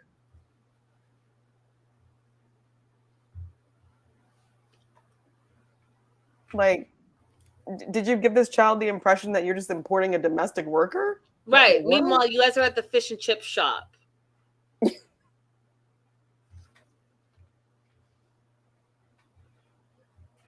Mercy's 28 from Nairobi, Kenya. She lives in a one flat room and shares a bed with her sister. From a small town originally, but she's living in Nairobi, big city, if you don't know now, and she loves the big city lifestyle. And this is where some of the things that I liked about her, because, she is 28 and she's speaking as a 28-year-old. She's like, yeah, Michael's my boyfriend right now. I met him online. And, I wasn't really looking for anyone. I was just looking for someone to entertain me at first. And she literally, and this is where I almost choked, you guys. Almost choked, because as you know, I don't online date and all this stuff. But if I were to online date, because I think that online dating is like a second job, right? With like all the back and forth and this and swipe and blah, blah, blah. I would do what she did. And guess what? Guess what Mercy does? Mercy, and these are her words, she literally copies and pastes the same message, and she said to millions of people. She just copy and paste the message over and over and over and over and over and over again. Because she was feeling bored at home and she just wanted to be entertained. Love that for her. Love that for her. I don't know if you guys saw the viral video that went where the guy was at a baseball game, watching the baseball game on a dating app and not even looking. He's just, I don't know, is it swipe left or swipe right? Whatever it is that you match with people, let's just say it's swipe left. He just kept swiping left. He wasn't even looking at the pictures, because you're playing the numbers game, and that's what she was doing. She's like, copy and paste. And one day she decided to switch it up. And she decided to change her location to the UK. And that is when Michael messaged her. And the rest is history. Then she says, she's talking about Michael, right? So now this is Michael, her boyfriend for right now. And she says, yeah, the guy. She doesn't even says Michael. She says the guy, which I appreciate as well. The guy loves me so much. He's generous. He treats me like the queen that I am. And if you watched our show in the past, April's stance on, date to where you want to live, which is April's stance. And that's what she's doing. She's like, I want to live in the UK. So she changed her dating location to the UK, and now she's about to move to the UK, which is exactly what she wanted to do. Meanwhile, Michael has taken on a second job in order to pay for this huge extravaganza wedding that they're going to have. And I don't know if you guys know anything about African weddings, African funerals, any celebration. It's a big deal. Like funerals are like 3 days. Weddings can be 2 days. Like you can have your engagement party and your wedding in like a weekend, and they are extravaganzas. And so she's not wrong, but they're beautiful, like beautiful. I was going to have my mom come on and talk from like a Guinean perspective, because some of the things that are happening here are a little like, but I'm going to give them all the benefit of the doubt. But I see you, Mercy. Okay, so she used to fake name online. She used to call herself Kai online. She's just doing all the things, you guys, and I'm not mad at her, because you know what? Men play the same games online, and so you get what you give. You give what you get. But Michael took on a second job. So he hasn't met this girl in real life, but they've been talking for 18 months, and he's convinced that she's the one, so they're going to get married. So he's been sending money in preparation for this big Kenyan wedding that they're having. And because he doesn't have it like that, he is a delivery driver now to pick up extra money. And one of the things that interesting to me, April, is that Mercy has zero stress about any of it. So she meets with her friends Carolyn and Jacqueline, and she's basically like, yeah, the issue's been about money. Like that's been the issue, but this is the wedding. This is what we need for the wedding. This is what has to happen. Make it happen. Yeah, Mercy is on her. I don't know if you ever watch any of Shayra's YouTube videos, but the sprinkle lady. Mercy is on her sprinkle. Shayra specifically said, like, date where you want to live, sprinkle. Ask for everything that you want. If the man says he don't got no money, say, oh, I'm sorry. Maybe I need you to get another job because I won't be working, sprinkle. That Mercy is on her sprinkle. So Michael meets with his friends, and his friend, is it Nick? Yeah. Was it Nick and James? Yeah. So he meets with Nick. And like, I got to tell you, like, I love great friends, and I love when your friends are looking out for you and stuff. But my first thing was like, so did Nick go home and then Google Mercy? Like, why are you all up in his business like that? Like, are you that concerned that you're taking your own time to find out about your friend's girlfriend? Fiance? Yeah, that was weird. It was weird. So they meet again for a second time because Nick wants to have a serious chat with Michael. He did his, quote, research. You did your what, Nick? Your what? His research, and found Mercy, and hence the name of the second episode, Is She a Tinder Swindler?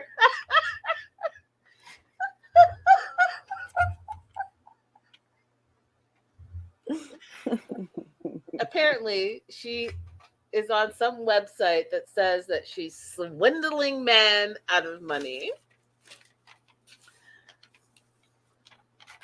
Same first name, Mercy, different last name. Now, I just have questions. Like, what? So you don't know her. You probably don't even know her last name. So like, how did you find this website? Like, you can't just put in Mercy from Kenya and then come up with this. Like, are you friends with her on social media and then went through her friend list? Like, how did you come up with her being a swindler on this website that really just looked like Facebook? It looked like someone took her photo, posted on Facebook, and then made a caption. That's what it looked like to me, even though they like blurred it out. Yeah. You know what I mean? And if you, like, it's Facebook. Anybody could do that. That. However, it might also be true. Mercy might have been out there collecting dollars from people. Right. And then the people got upset because they felt it's the same thing as like when you go out on a date or an activity with a guy sometimes, then as soon as he realizes that you're not going to sleep with him, she swindled me. Like, no, sir, it was just a date and I decided that I didn't like you, but they'll call you all kinds of names. And it could be that, absolutely, but I'm going to need some more information. Like, you can't, to me, you can't just be like I said, you can't be like, oh, so-and-so stepped on the acorn and that's going to be true. Like, I need some backstory and I'm going to need some receipts. Just because you saw it online, you guys, doesn't make it true. Just because someone said it does not make it true. Yeah. And just because it happened doesn't mean that she doesn't really care for Michael in this moment, because somebody I date in the future might be like, so I heard that you used to go on dates just for free food for like a couple months. You had this going. And I'd have to be like, yeah.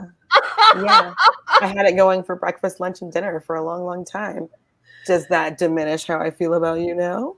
If y'all missed out on April's dating roulette. Too bad, so sad. Make sure you like and subscribe. Okay, so Michael's all twisted over it, doesn't know what to do. So this picture of Mercy online, swindling men allegedly with a different name allegedly.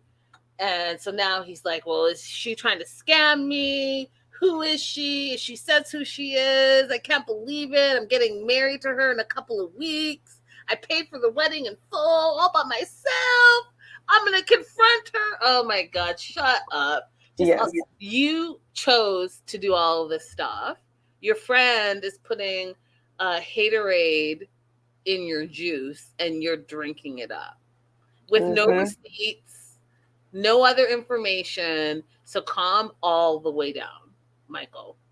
Okay? Because if you're so allegedly offended, don't get married and just don't go. But I'm not gonna listen to all of this hoorah and you saying she's not who she says she is. You friggin' decided that you were gonna marry someone that you've never met in real life. So this is gonna come with the territory. You're gonna have some questions. You're grown, you decided to do it. So what you're not about to do is you're not about to be like, oh my God, is she trying to scam me? Fool. 18 months you've been talking to her, you never met her, and you decided that you're paying for a full-on wedding. So who's scamming what, who, when, where, what? Exactly.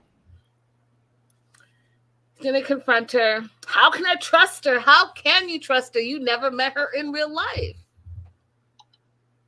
But again, you chose to say that this is the woman that's your soulmate and you're going to marry her. So like the questions that you're asking just because your friend brought up some random photo is a questions that you should have probably had, a year ago. You should have had those questions 6 months ago. And if you were so serious about those questions, you should probably have gone and visited her first before you proposed and decided to pay for a full wedding. Yes. Like, why are we acting like we don't have common sense here? It's ridiculous. So he calls her because, now he doesn't know if he can trust her. And immediately she sees that his demeanor is different and asks him, like, why are you being so serious? And then he's like, check what I sent you. And she's like, WTF is going on? What is this? And basically says someone is using my picture and you don't trust me. And then she's like, well, you've seen my ID. And he's like, I haven't seen your ID. And this is where I was like, if you're going to be a badass B, then be a badass B. She did it 2 times this is where I was like, I don't know if it's an age thing, but this is where I lost a little bit of respect for her, because be who you are and be unapologetic about it, but then don't just throw something out there and then take it back. So here she did it the first time where she's like, well, you've seen my ID. And he's like, no, I haven't seen it. Show me. And then she gets mad and is like, I'm not going to show you. If you don't effing trust me, F off. Right? I don't swindle people, she says. You have nothing to hide and you're not swindling him and you're the one that brought up the ID thing to him because he didn't bring it up, then follow through. Because I would appreciate and respect you more. You brought it up, so follow through. Exactly. Girlfriend, follow through. Yeah, I agree. So Michael says he doesn't know what to think. And then for a second time, she brings it up. She says, do you want me to show you my ID? And then he's like, yes. And then she's like, no, I'm not showing it to you. Why did you bring it up then? You brought it up for a second time. You can see that apparently if you show your ID to him, it will quash all his concerns. So go ahead and do that. So for me, because you brought it up twice and then took it back, it makes me think that, like, are you the Tinder swindler? Like, is there something going on? Yeah, if you're going to be a bold B, and you're going to be the one that's like, yeah, I'm copying and pasting and swiping left and swiping right and doing what I want to do, then own it. Own it, be about it, and live that. But don't put cracks where people can now start questioning you, because that's what I'm doing. I'm questioning you. Well, why are you not being as bold as you say you've been this whole time? It's weird. Unless you have something to hide. So that's what happened. So here's where she lucks out, you guys, because Michael, in my opinion, is clearly not someone that likes confrontation. So he feels like they had a full-on conversation, April, and that they worked through it. So when now he meets with his friend James, the second friend, he says, yeah, we talked and everything's back on track. We're still getting married. And my note literally says, LOL. Y'all didn't communicate at all. She's like, no. F you. You don't trust me? F you. Okay, we're all good. And the way that he approached the conversation was so disrespectful. I think that you can be mad at your partner and have an issue you want to talk about and still be respectful. Like that conversation was horrible. Yeah. On both ends. On both ends, I agree. So he thinks everything's back on track. They've sorted through all the things. And then now we're talking about the dowry.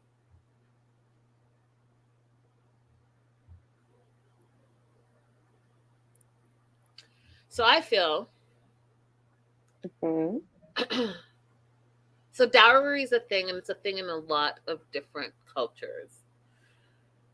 I mean, you've seen it before with Annie and David. This is not brand new. This is not specific to Africa per se. It's not specific to Kenya per se. And it definitely is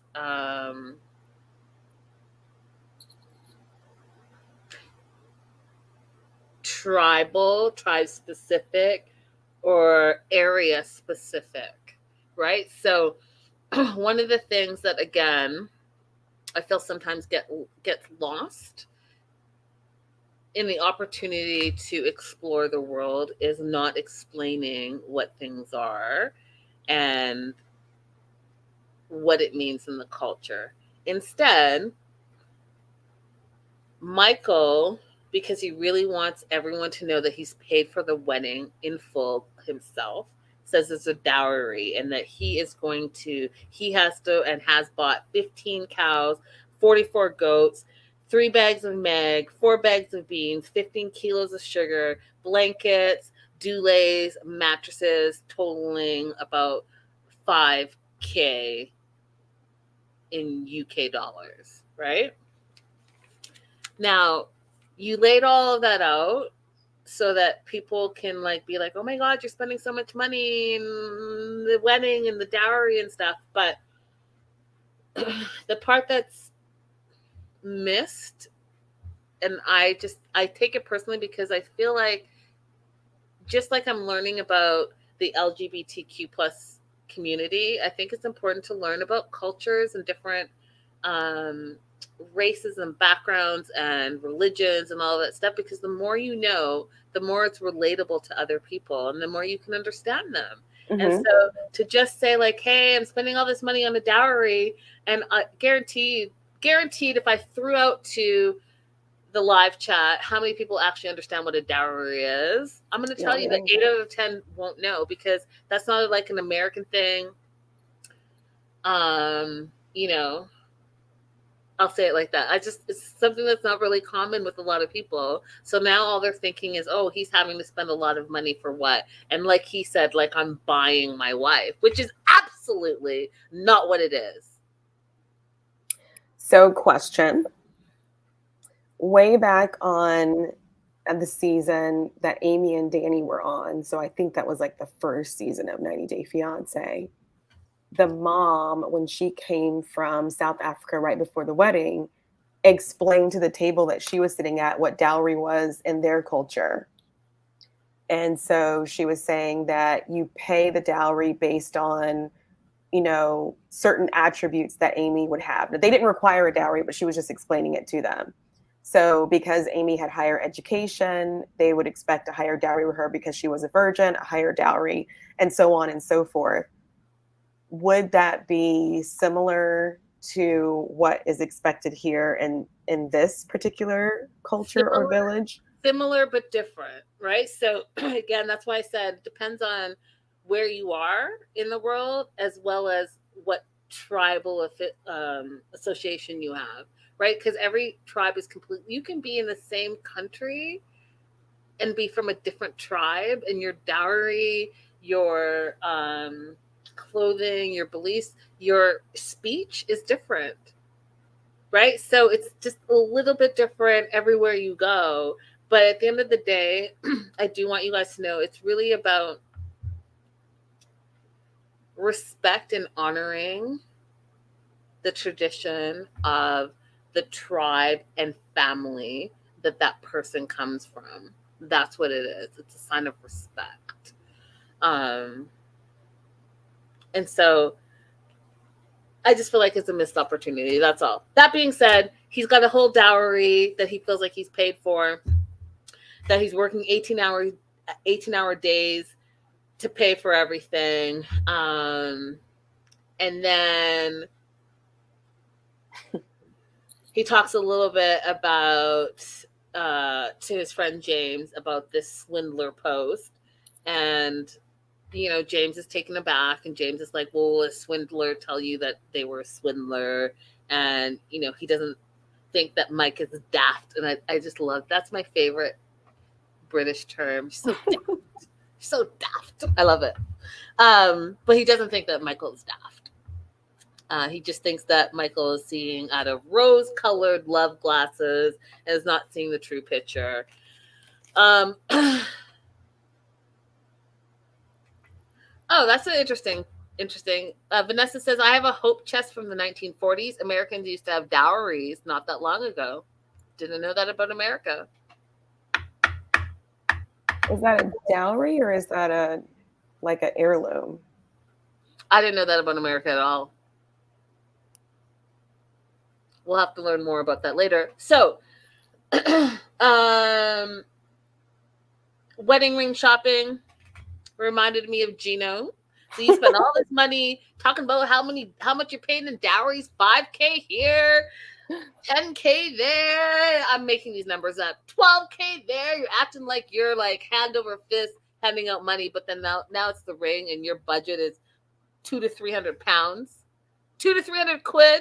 That's how much you're spending on the ring.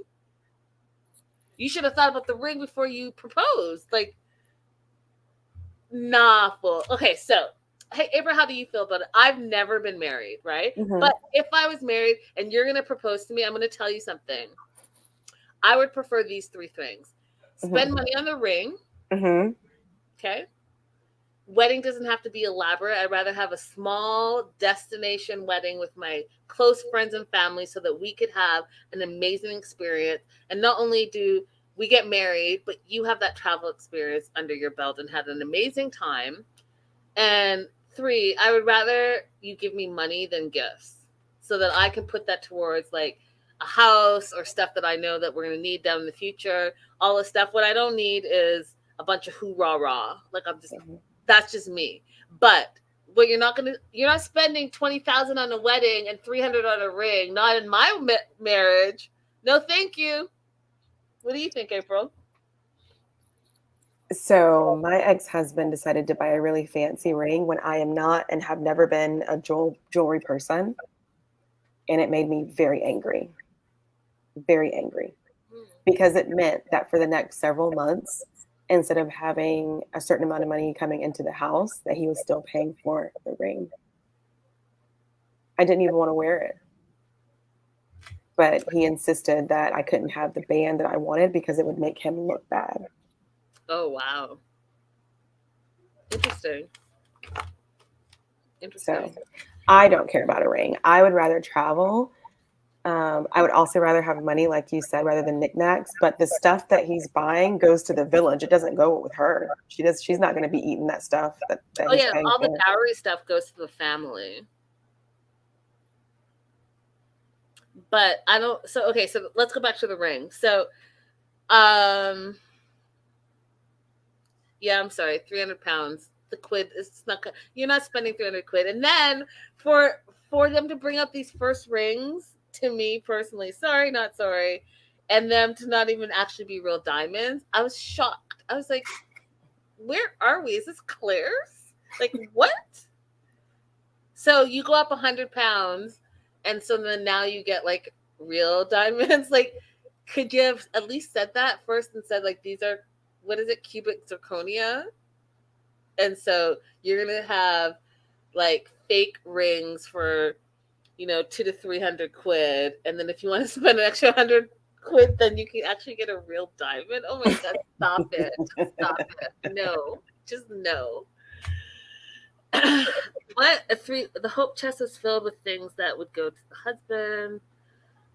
I don't even know what this whole hope chest situation is, but Vanessa says the hope chest was filled with things that would go to the husband's family. The man was expected to come up with a dowry for the woman's family. I really didn't know that about America.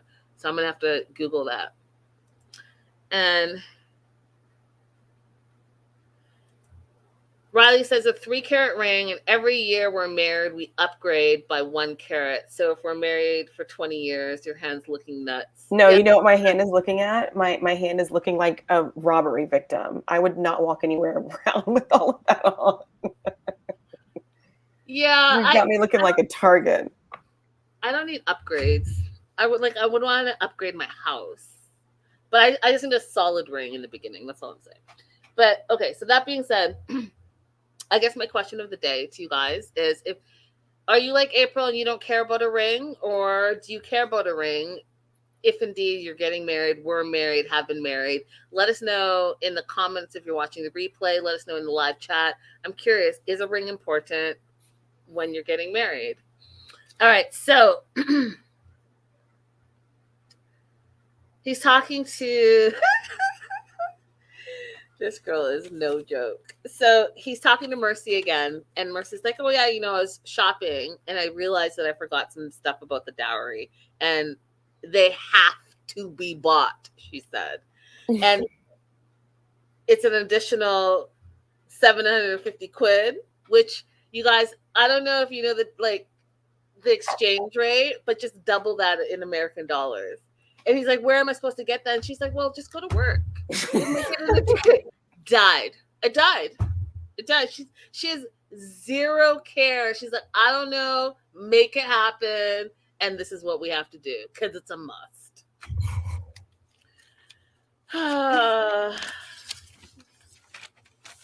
Mercy has no mercy. Mercy has no mercy. I love it. I'm here for it. I'm all about 90 Day Fiance UK. Season 2, episode 1 and 2. It's already reeled me in. We will be covering and catching up for the next little while, you guys. I wanted and got 1 carat. I wanted and got a 1 carat princess cut. That was plenty for me. Princess cut is the best cut. Totally fair. Mercy has like Anfisa vibes. So I want to see like... Yeah, you know what? You're not wrong. You're not wrong. See how it goes. Is queen. She knew what she wanted, and she said what she wanted. Oh, she said it out loud. There's nothing wrong with it at all. Nothing wrong with it. I love it. And that's another. George never had a comeback. She's like, you wouldn't be dating me if I was fat and ugly. So give me what I want. And to be fair, and to go back to their season, because I was really about that season, George came at her and misrepresented. He misrepresented. He was like, yeah, I'm coming at you as a sugar daddy. I have all the money. And that's what reeled her in. And she said that she was about that life. And he really wasn't about that life. He was misrepresenting who he was. So then you can't then turn and blame her for being a gold digger when she told you exactly who she was. And you said, yeah, I'm that person. So Anfisa never lied.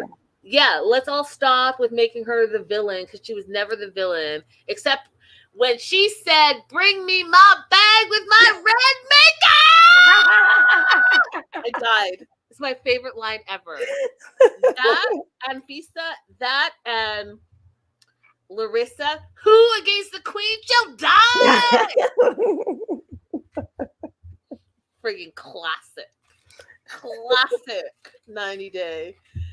1 to 2 carat solitaire, at least, depending on what the man's salary is. Okay, Renee. The ring is more important than a service reception. Why spend all that money for a few hours? See, I'm the opposite on that, Renee. I love friends, family, and partying. So that would, for me, be like better memories than whatever I would get from a ring. So what do you think? Oh no, I need a ring. You need you need both. Yeah, I would. Small party. Mm-hmm. Big ring. Okay. That's it. I'm about the memories too. But like I said, let's all travel together and make those memories. But let the bling be blinging at the same time, because that's going to be forever. All right, you guys, thank you so much for being here. Don't forget to like and subscribe. We'll be back on Tuesday with episode 3 and 4 of series 2, 90 Day Fiance UK. In the meantime, you know, I'm trying my best to catch up, y'all, but life is lifing, and I just gotta keep lifing. So I'll be back. Toodles! Toodaloo! Motherfuckers! Whoa. See how April is? Y'all think I'm the wild one. April is the nice one. Please know that's from Hangover. Okay. But still, bye.